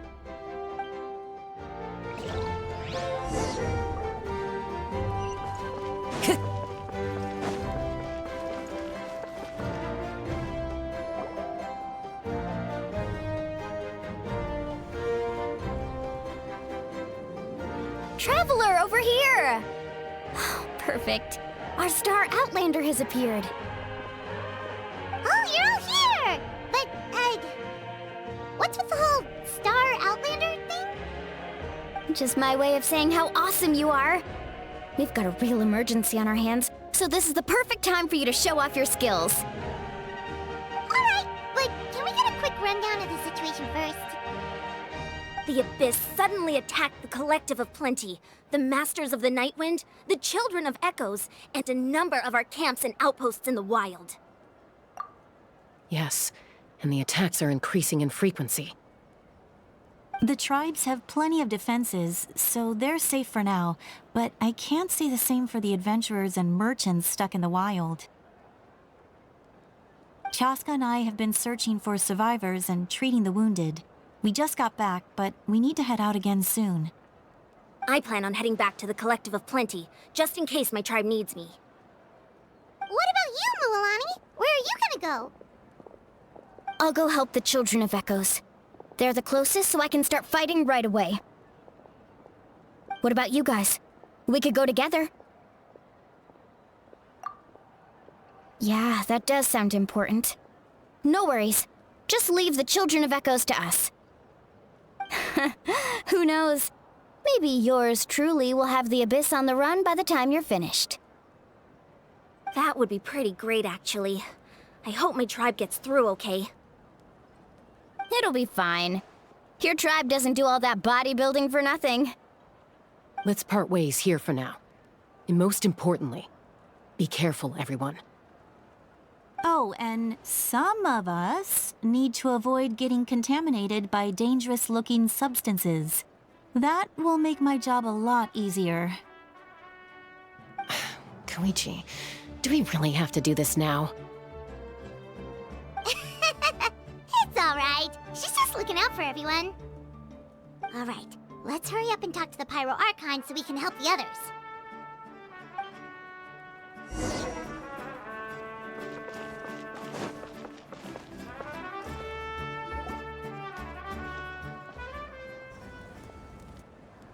Oh, it's you two. As you can see, things are not looking good right now. People across Natlan are in danger. Look, I'm very interested in your recent adventures, but this is not a good time. So we'll have to keep our conversation short. That's all right. We're also in a hurry. We're gonna go help the Children of Echoes after this. What?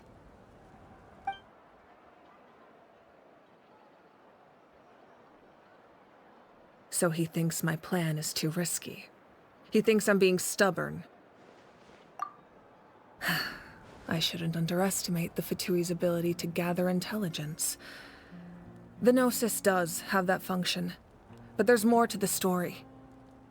I will answer you honestly, but you must help me keep this a secret. I can use the power of the Gnosis to save Natlan, but it comes at a heavy price. The Gnosis would drain all the souls and memories from the Night Kingdom and weave them into a giant net, which would surround the ley lines and protect them against abyssal corrosion. Wait, you can use souls to weave a net? But does that mean... Yes. It means sacrificing those souls in the process. Souls are just another form of life. The cruelty of this method is self-evident. The Night Kingdom not only houses the souls of the dead, but also our memories and legends. Using the Gnosis means converting all three into material for the net, erasing our history and culture. Even then, the net can still become corroded. If we cannot find a way to repair the damaged ley lines before that happens, then all those sacrifices are for nothing. Given the enormity of the price, it's a solution I refuse to consider right now. I want us to win, but I also care about how we win, and what that means for us in the end. Now it's true, both plans come at a risk, but after weighing our options, this is our best bet. Natlan is unique among the nations of Teyvat. Given the ever-looming threat of the Abyss, the Pyro Archons had to account for the worst-case scenario. Having a contingency plan is our duty, not just to the people of Natlan, but to all who live on this continent. Still, this has always been a well-kept secret. I'm very curious how the captain learned this information. Oh, one more thing? The captain said he found another way to solve the problem. Could be equally as extreme, though. Without the Gnosis, he should have no other option. But I see no reason for him to lie. Seems like our only path forward is to track him down, so he can answer that question for us.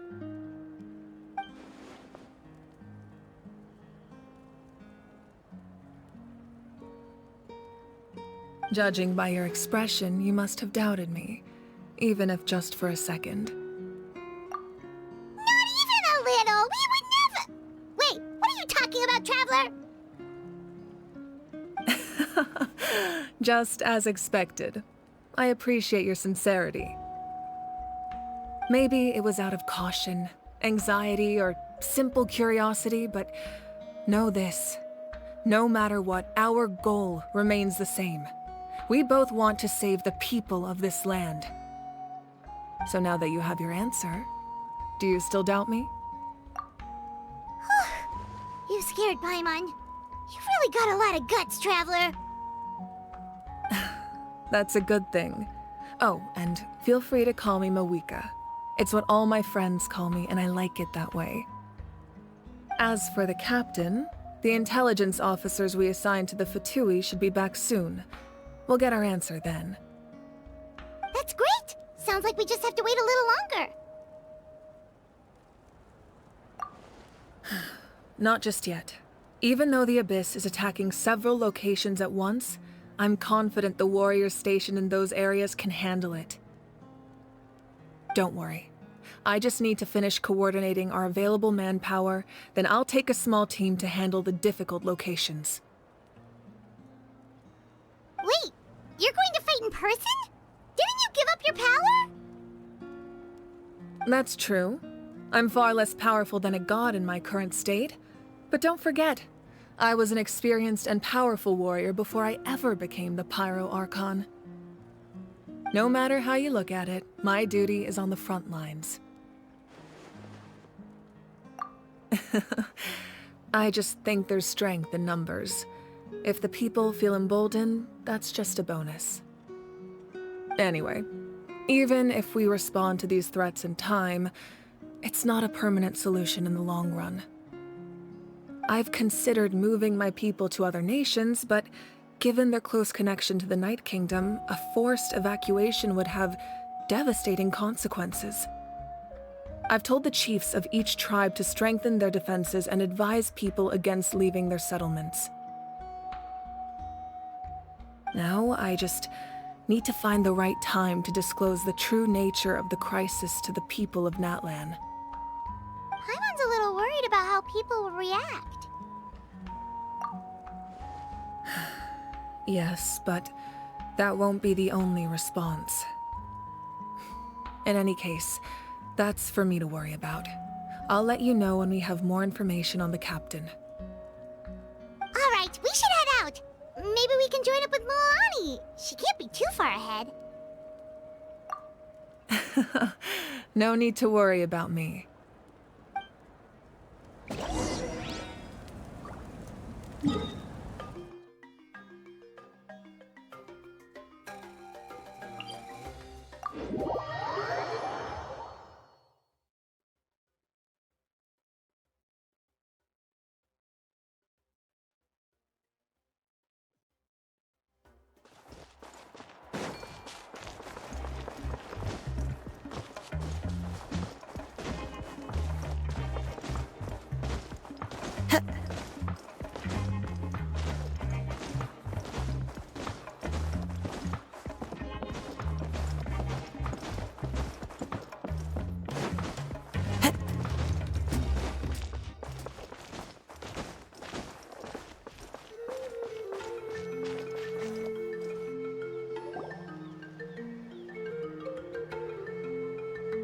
Quick, over here! To safety!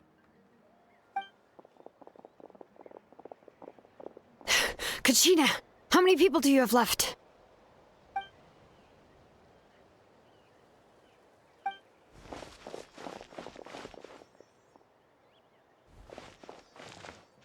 What's the situation?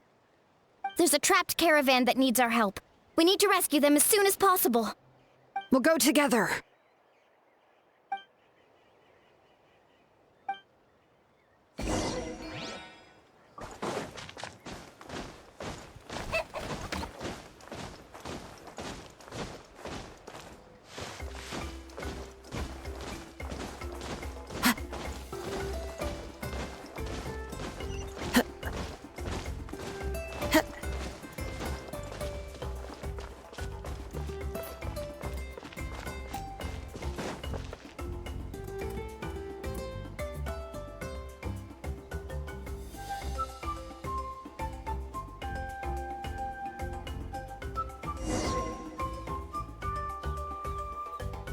Stay safe. We've got this.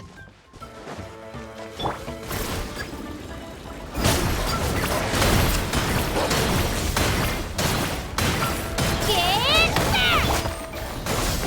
Exterminate! Carbon wave!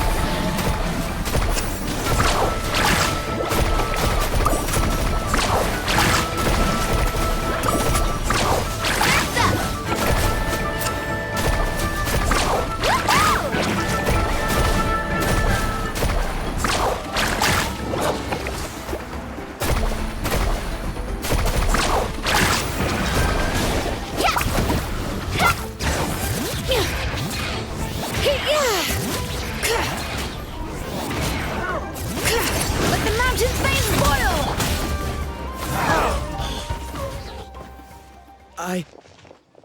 I really thought I was done for. I can't thank you enough. Don't worry about it. We're just glad you're okay. Let's see. Your goods look fine too. Guess the Abyss isn't after Mora. That should be the last abyssal pylon near the Children of Echoes.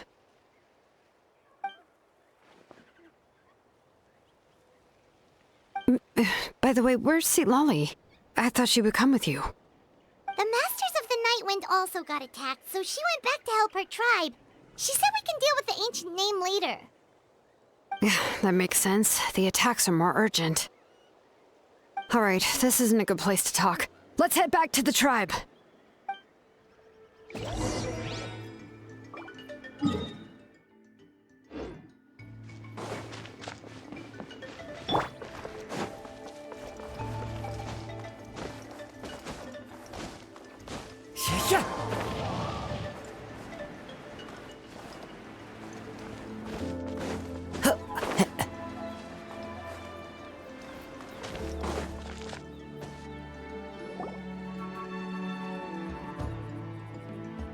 Looks like a few people were hurt after all. Oh, I should have got here sooner.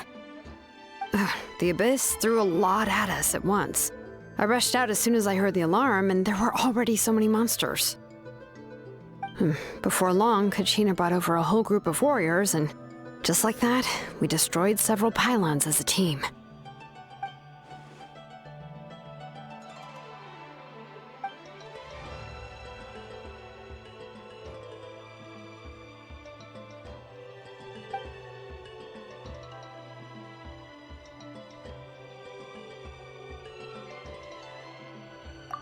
You mean the situation in the Night Kingdom, right?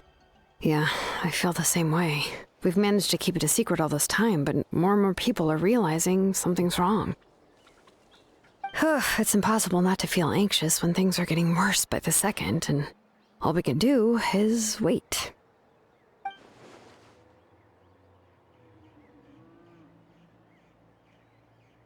That just means we need to buy the Pyro Archon more time.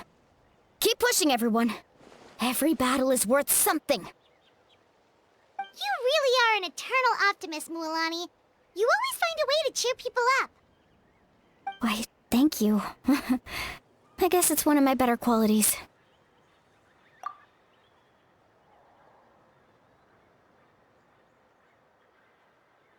So, specifics aside, the Pyro Archon confirmed the Gnosis can resolve the crisis, but it comes at a huge price. And somehow the captain finds out about it, goes to fight the Pyro Archon, and calls her out for having a solution but refusing to use it. Honestly, if he has the same information as us, I can't really blame him.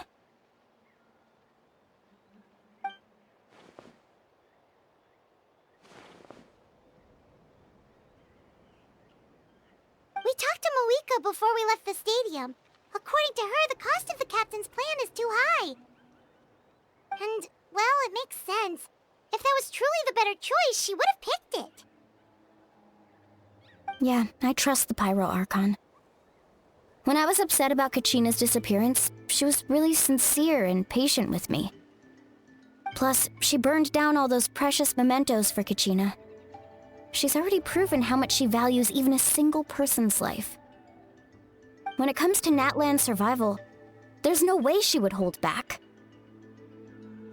I agree. Maybe the captain weighed the costs and came to his own conclusion, but I'm sure we have different priorities. Life is important, but so are history and memory. As the Archon, she can't tell us everything, but it seemed like she wasn't holding anything back this time. The next question is, if the captain found a new way to save Natlan, how come the Pyro Archon has never heard of it?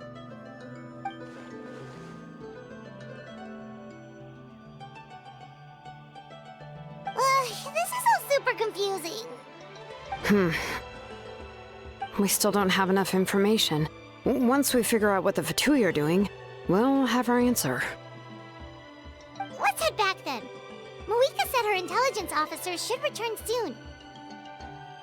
With how many Fatui there are, someone's bound to give something away. Sounds good. I have a few theories of my own. With a bit more information, we just might get to the bottom of the whole thing.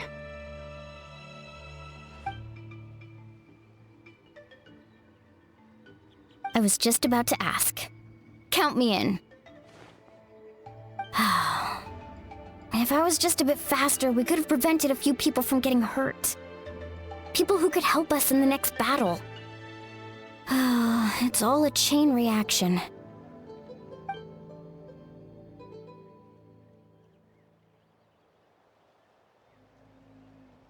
Register? Nah. I'll just follow you around. You know, go where you go, do what you do.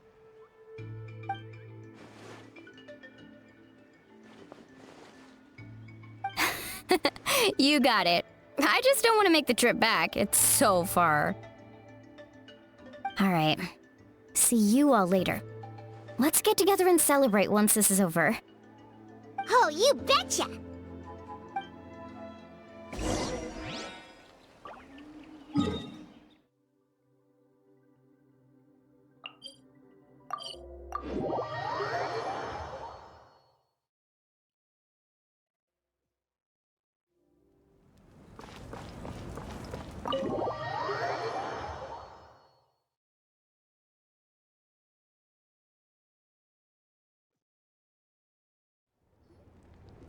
Mavuika! Oh, Chaska and Koichi are here! Wait, are you okay, Koichi? I'm fine. No need to worry. They ran into the Fatui while out on a mission and decided to follow them. The Fatui? Calm down and let me explain. Here's what happened.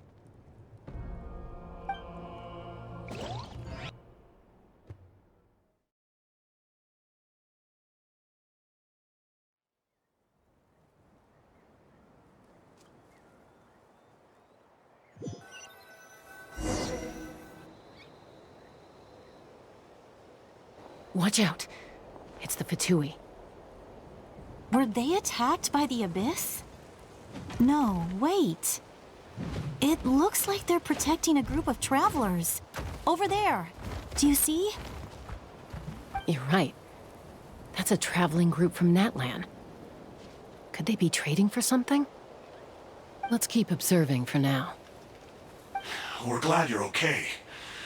Given the appearance of abyss monsters all over Natlan, you should cancel your journey and seek shelter at the stadium or one of the tribes.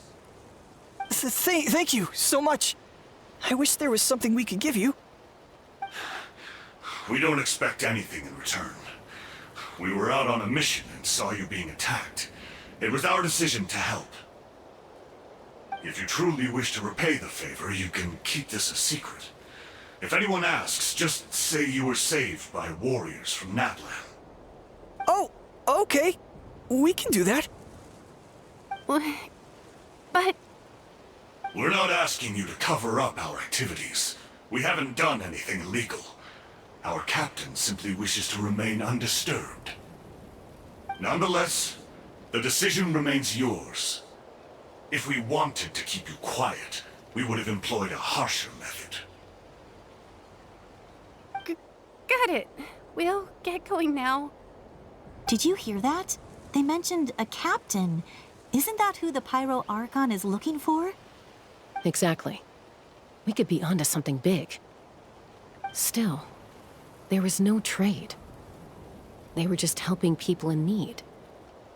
I didn't sense an ulterior motive. I didn't believe the captain when he said he wanted to save Natlan. But based on what we just saw, it's possible he was telling the truth. Maybe we've been wrong about the Fatui this whole time. It's too early to say. Let's follow them and see what's really going on.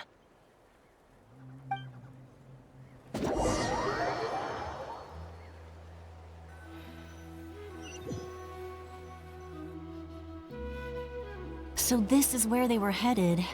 Looks tricky. It's heavily guarded on all sides. Koichi, wait for me here. I'll go in and check it out. Oh, no you don't. How are you planning to get through all the guards?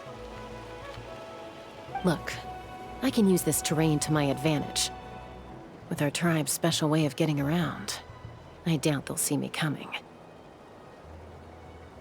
We still can't see anything on the inside. What if you can't find cover? You won't have anyone to watch your back if you go in alone. The more heavily guarded the location, the more valuable the secrets.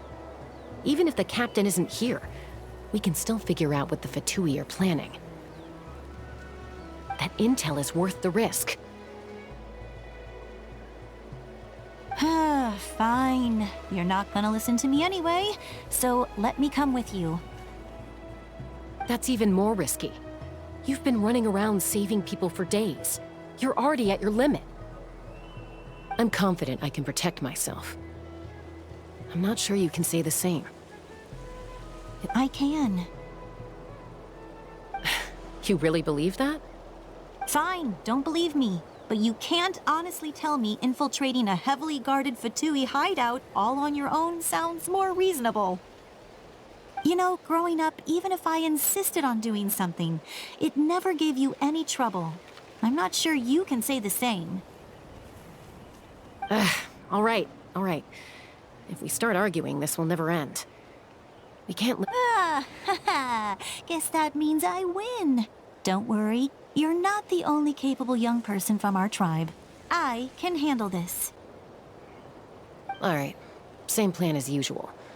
We split up, communicate with hand signals, make sure our blind spots are covered, and support each other once we strike. Got your ropes? Yeah, let's go.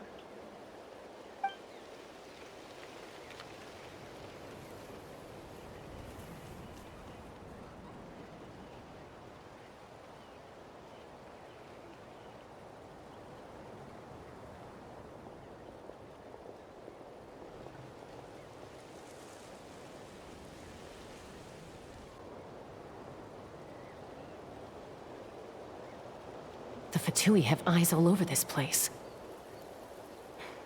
I should wait for Koichi's signal.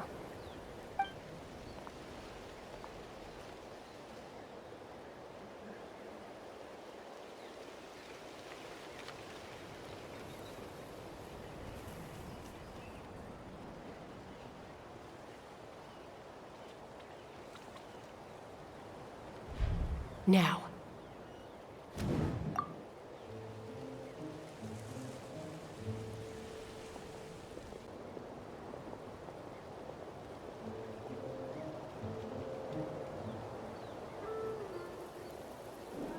Not sure how many chances I'm gonna get. I need to act.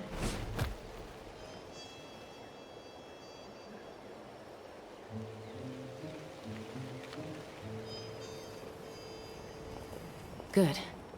I made it without getting caught. I should get to that platform over there. But it's guarded by the Fatui. Koichi should have line of sight. I'll wait for her signal.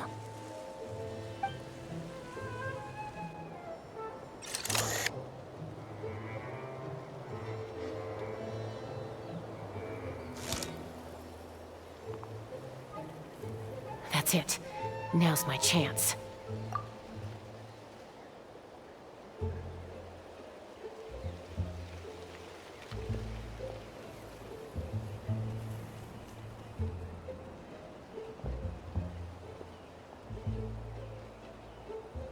It's no use staying in one place. I should keep moving. Looks like Chaska is helping me by keeping an eye on the Fatui movements. I'll wait for her signal.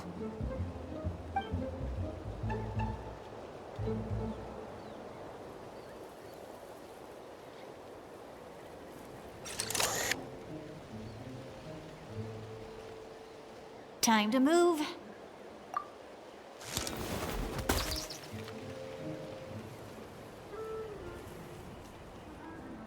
Whew. That was close. Almost got caught. Probably can't make it over in one go. I'll wait for my next chance. Now's my chance.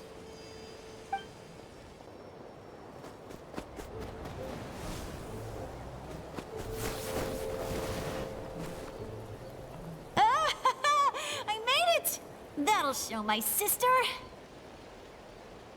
Let's see. The Fatui's occupying all the best locations. If we could just get past them somehow. Wait, I've got it!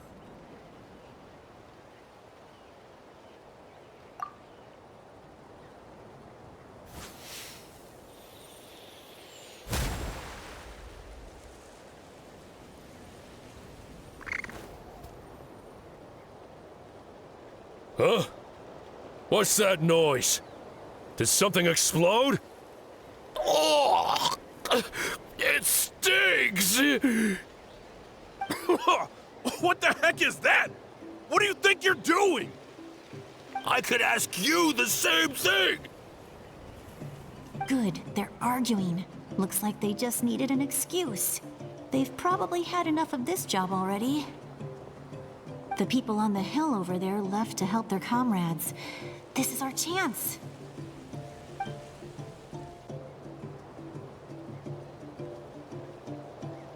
Come get me, Chaska.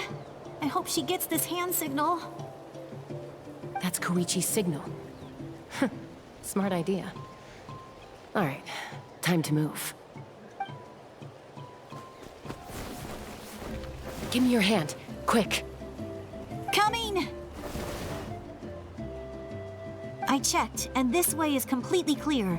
It should lead us to the deepest part of this place.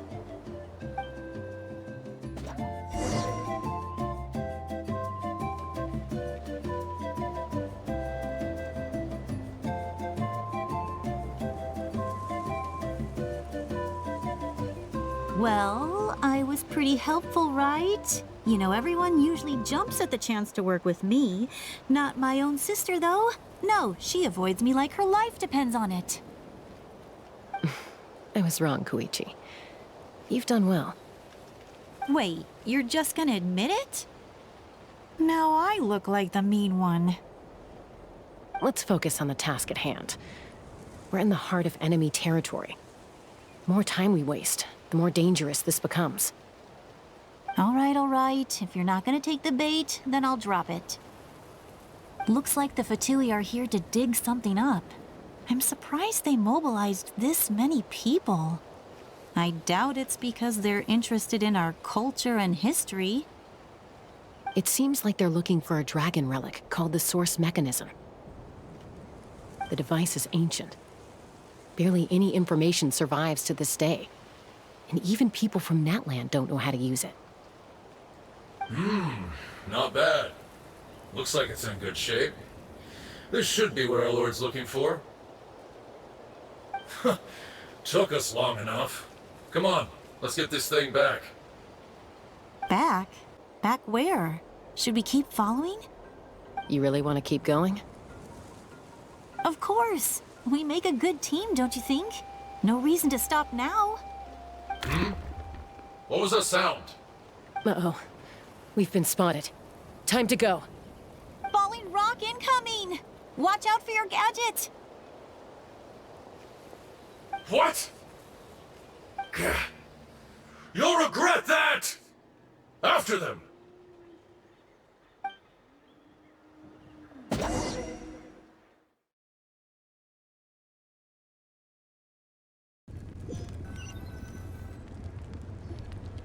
Once we got them off our tail, we went back to observe some more.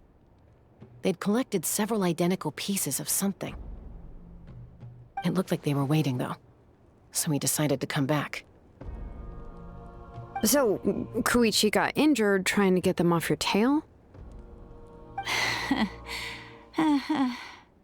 She pushed herself too hard and collapsed on the way back to the stadium. Well, I didn't cause you any trouble while we were fighting, right? So my perfect record remains. You've done very well. I could make a comment on knowing your limits, but it's not my place.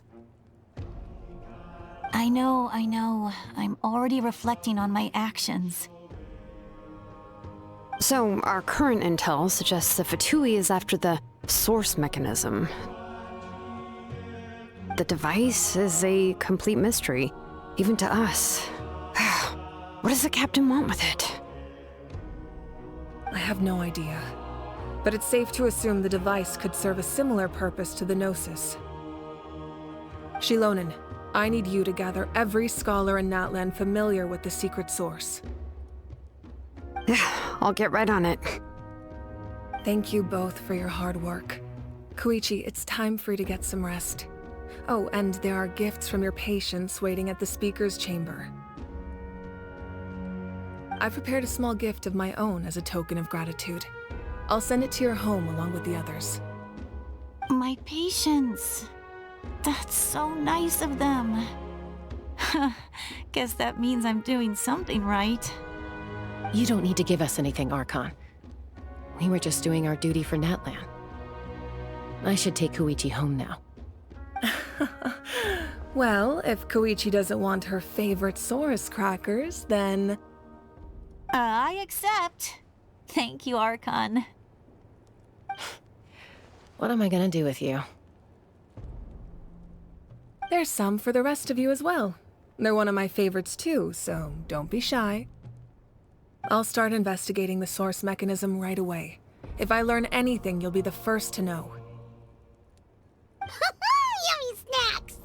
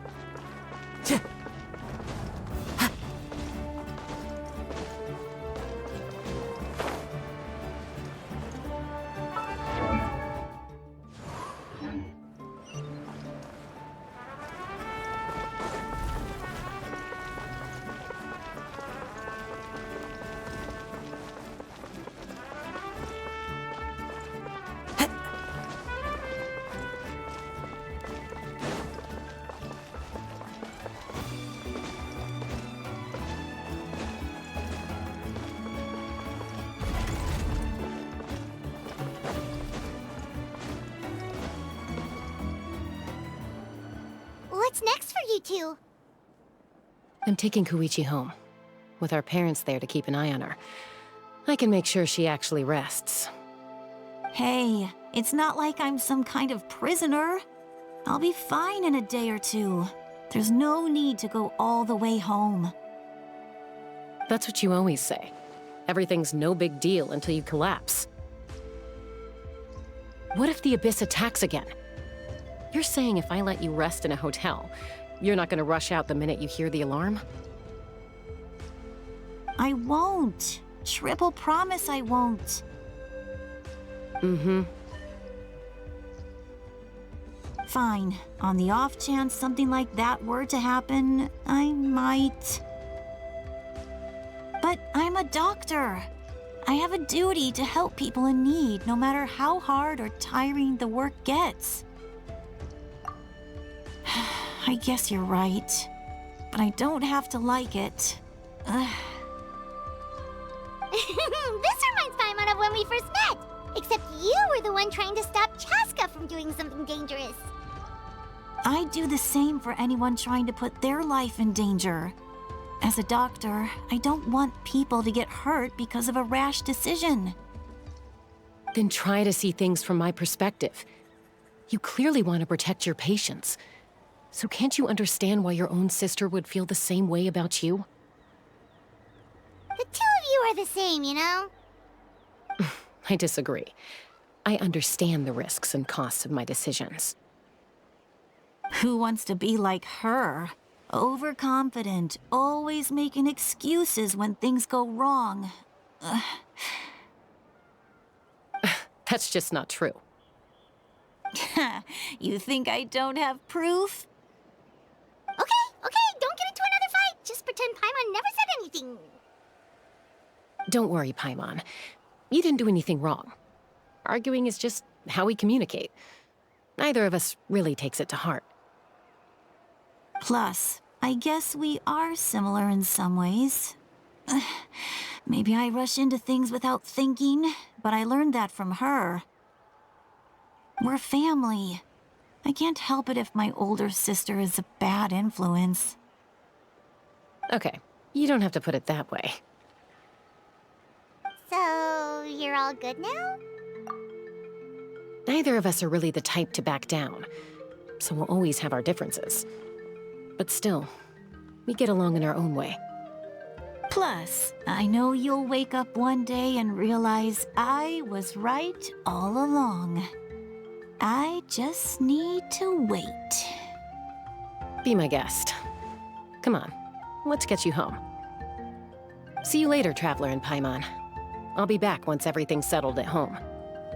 There's no rush. At least grab a nice meal with your family. Bye, you two. Take care of yourselves out there.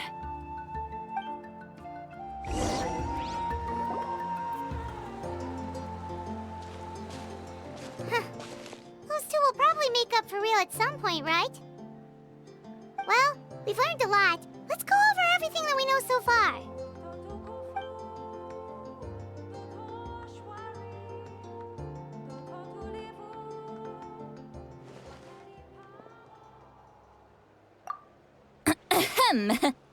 Sorry for popping up out of nowhere. Again. Why do you look so awkward? Oh, is there something you need from us? Okay, I won't beat around the bush. Oh, and I'm sorry for interrupting your rest. I'll treat you to some charcoal grilled steak to make up for it. Awesome! Just give us your orders! Hey, friends don't order each other around. I'm just here to share some news. Remember what we talked about before parting ways? Oh yeah, you mentioned how Auroron has always wanted to save Natlan, and something about his soul being fragmented. Paimon and the Traveler discussed it after you left, and we think Auroron is probably back with the captain. What do you think? I agree with your hypothesis, and just now, I confirmed it myself. Auroron came back. He helped the Masters of the Nightwind defend our camp. What? He came back? I told him to give up whatever he's doing, but he refused. He said they're just one step away from success, so there's no way he can back out now. Apparently, he came back to fulfill his duty to our tribe. When he left, he said it was because he still has a duty to Natlan as a whole. I'm surprised you let him go at all. I had to prioritize my tribe. Besides, the situation was intense. I couldn't focus on outside and inside threats at the same time. Plus, he was on guard. He knew I would try to go after him, so he made sure to keep his distance. I kept an eye out for a good opportunity, but it never came. All these years of calling me Granny, and I couldn't do a single thing for him in the end. Don't say that! Your tribe all raised him together, right? That couldn't have been easy. You're right. Seeing him come back reminded me of when he was little. Running around the tribe, dropping by random houses right and left. He's not only a child of the Masters of the Nightwind, but a child of Natlan. It's only natural for a child to want to do something for their family. Besides, Auroron is my apprentice. He might have a few tricks up his sleeve, but I guarantee I know every single one. Wait, what are you saying? Look. Remember how I said Auroron's soul is fragmented? This is the talisman I created to keep it stable. And this gem is what makes the talisman work. It just so happens that Auroron is due for a gem replacement. Since I can't get close to him, I put the new gem in a supply bag and asked Aoife to bring it to him. You guys know Aoife, right? No? Well, he's a pretty famous vet around these parts. He's always bringing me all sorts of things, and he happens to be very good friends with Auroron. Aoife doesn't know what's going on, so he agreed, no questions asked. Auroron would find the gem as soon as he opened the bag. He knows how important it is, so I knew he would make the switch. He probably suspected that I tampered with it. But here's the catch. The trick is on the bag. The moment he touched it, a portion of his memories were copied onto the old gem, which he no longer needed. That's amazing. You can do something like that? Most people can't, but I can. That trick he used to bring you to the Night Kingdom isn't anything special, by the way. My technique is much more subtle.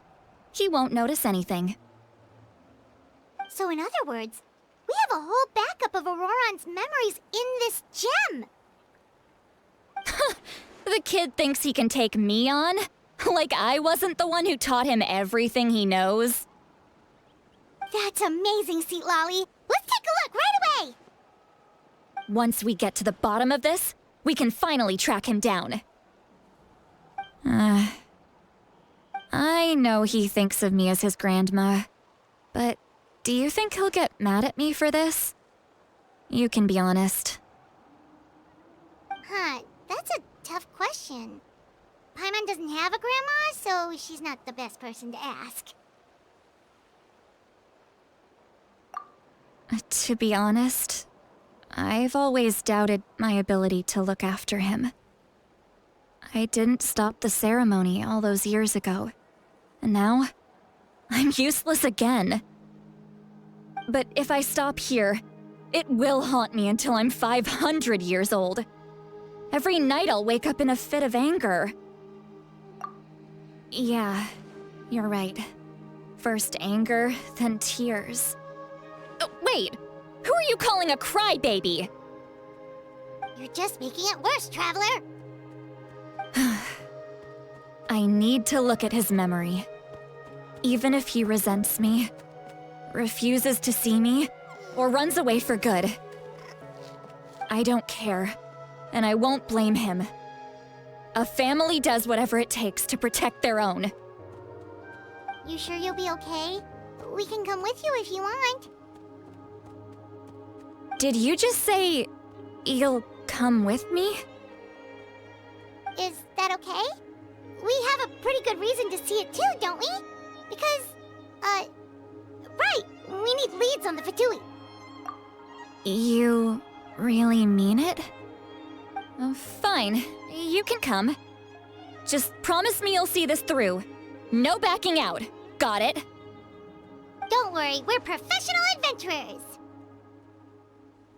Then I place my trust in your professionalism. All right, time to sneak into someone else's memory and engage in some, unwanted spying. You heard it here first.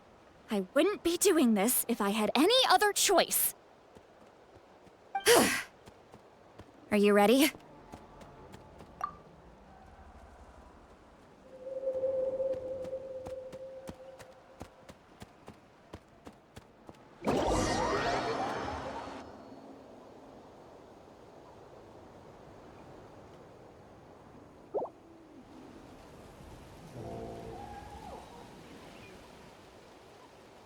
Look how good you're doing.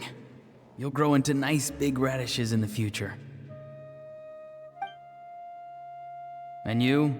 Aoife says you're taking up too much space, but I think you're a good tree. What do you think? Hey! How's it going, Auroron? Good. How are you, Uncle Okanbi? Can't complain. What you up to? Naming your vegetables again? No, just some idle conversation. Sounds fascinating. What did they say? They told me you were coming and that you would take some produce with you. Only if you're offering. By the way, I ran into Aoife yesterday. He told me Chaska's fostering a saurian at his place. Said the thing trampled over a part of your radish garden. I hope you two didn't get into a huge fight. No, don't worry. I'll find a way for him to make it up to me. I've already wrapped your share of the produce. Here you go. You really knew I was coming. That's pretty amazing.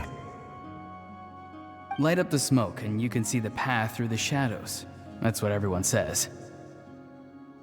Hey, have you seen that strange group of people that just appeared out of nowhere? Appeared out of nowhere? I don't think so. It's the Fatui. Their leader seems like a big deal. He didn't bring many men with him, but they're all elite warriors. It seems like they're looking for someone, but I wouldn't go around asking too many questions. If you run into them, be careful.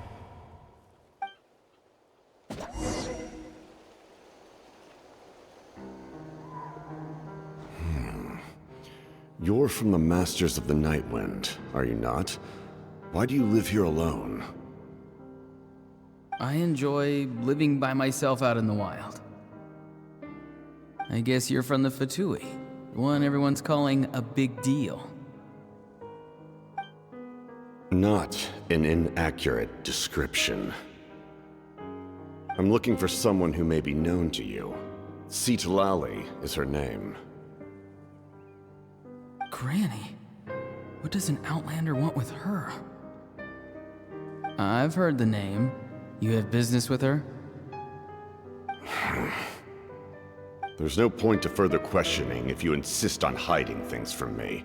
I shall seek answers elsewhere. Oh, he could tell I was lying, and now he's leaving? He gave up just like that? Hey! At least tell me why you're looking for Citlali. It's none of your concern. I have my own means of tracking her down. Why are the Fatui looking for her? What does she have to do with them? I can't just let them go like this. I have to figure out what they're planning.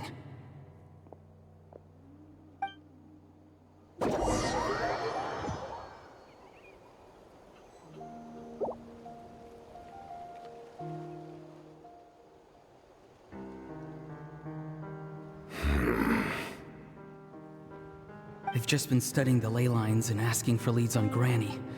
I can definitely rule out some sort of invasion. The situation has seen no true improvement.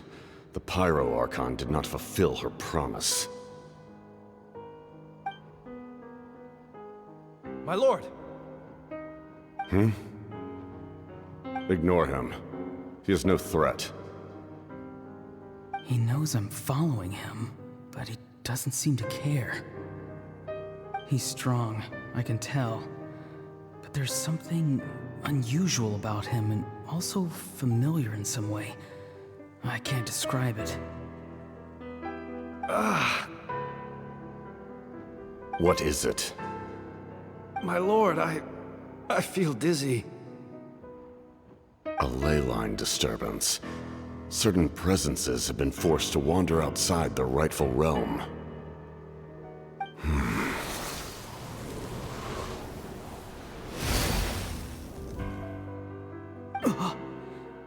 That was a spell from the Masters of the Night Wind. How did he know that? Is he sending those escaped souls back into the ley lines? How did he do that so easily? Soulfaring is supposed to be extremely difficult. This could be related to why he's searching for Granny.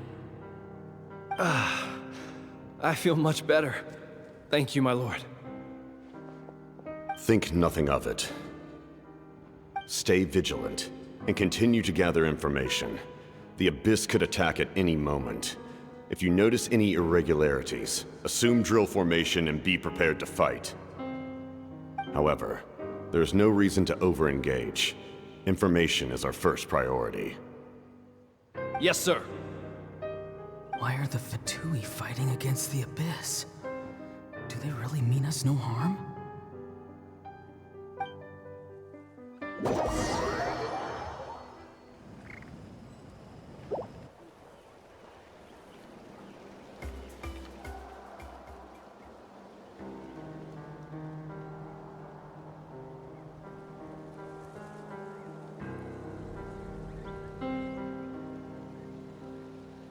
I've been following him this whole time and still they ignore me? Do they really not care?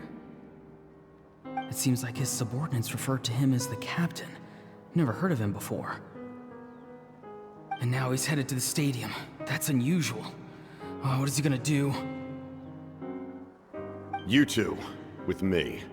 Everyone else, wait here as instructed. Send word to the other teams to retreat immediately if this fails. Yes, sir. He's going inside? But the Pyro Archon is in there. What does he want with her? Forgive me, my lord. Allow me to check one more time. Do you truly wish to do this? The time for idle observation is over. It now falls on me to act. This nation is out of time. Yes, sir.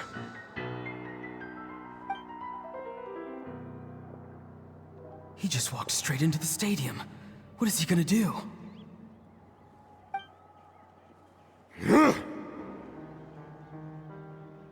They're both incredibly strong. How long will they have to fight until someone comes out on top?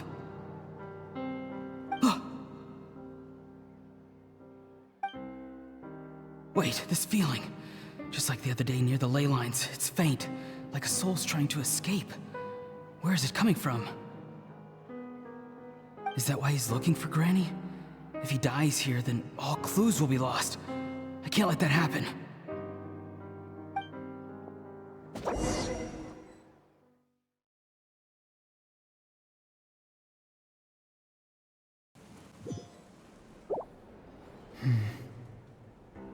As for you, I must confess, I did not expect that little trick of yours to save the day. No matter how dense the fog, as long as the sun remains, we cannot turn day into night. She could have dispelled it. She simply chose not to.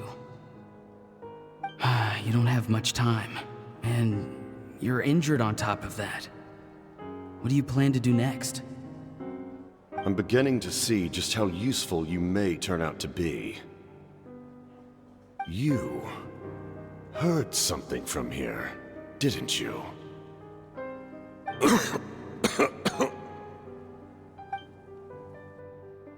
No need to force yourself. I've never seen anyone match the Pyro Archon in battle before. I didn't expect you to intervene at such a critical moment. You know I've been following you. Why didn't you stop me? When walking in the forest, it is only natural to encounter wild beasts. However, not every beast has the courage to come out and bite. And yet, one of those very beasts saved your life. Then speak. What do you want? I didn't save you because I wanted something. My soul is more perceptive than others. I can sense that the ley lines are extremely weak. I don't know what the Pyro Archon is planning. Can she really save us? The questions you asked her just now, well, I've had very similar doubts. So I felt like I had to help you. So, you can tell the truth. That was quite a reckless decision to make. I'm not sure you realize that. There's no turning back for me now. What I did back there is going to get me in a lot of trouble. You attacked the Pyro Archon in broad daylight, and I used my spell to save you. A single glance was likely all it took for her to recognize my tribe. So, we're in the same boat. Seem to care little for my thoughts on the matter. It's too late for that. Start from the beginning. Why are you looking for Citlali? Do you know her? Explain your relation to her first. I know you two are acquainted. It was obvious the moment I mentioned her name. Citlali is my elder and my teacher. She taught me everything I know. It's my duty to protect her. If you truly wish to protect her, you should have let me perish at the Pyro Archon's hand. Yet, you chose otherwise. Do I really need to tell you what that means? I want to do something to change Natlan for the better. Something I can accomplish with my own two hands. You're stranger than anyone I've ever met. But maybe, just maybe, you can show me the way. Strange? Citlali is said to be the legendary Granny Eastli, someone capable of communicating with the Wyab, and the Wyab are the key to information on the Night Kingdom. Why do you need knowledge on the Night Kingdom? That is not something you need to know. Don't forget, I saved your life. Do you not believe the Fatui capable of betraying a debt? People can lie, but souls cannot. I can tell there's a weight to your soul, a sense of justice. You may not live among your tribe, but you certainly know their tricks. I apologize for my rash judgment. You are more capable than I imagined. Let's go. We'll see if you have what it takes to join my plan.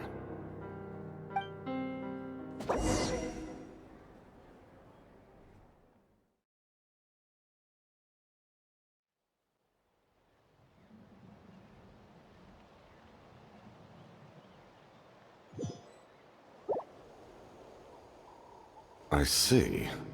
Interesting approach. Worth trying, I think.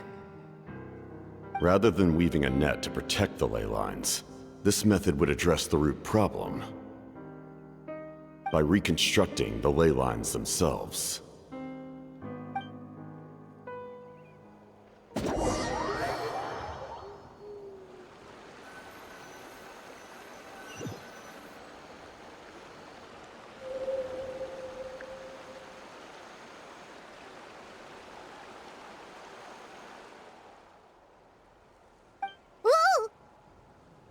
Traveler, Paimon. Are you two alright? Paimon's fine, just, a little dizzy.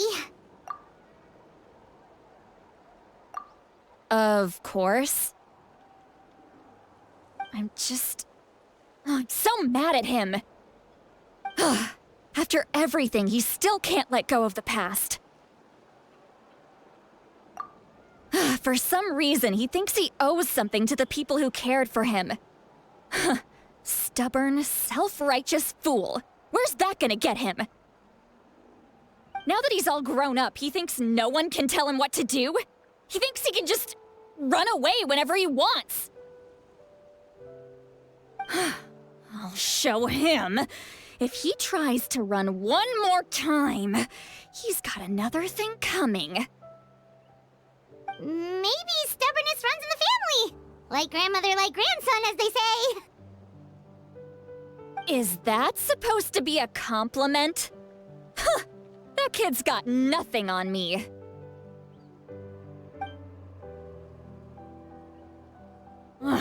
Anyway, back to what we just saw.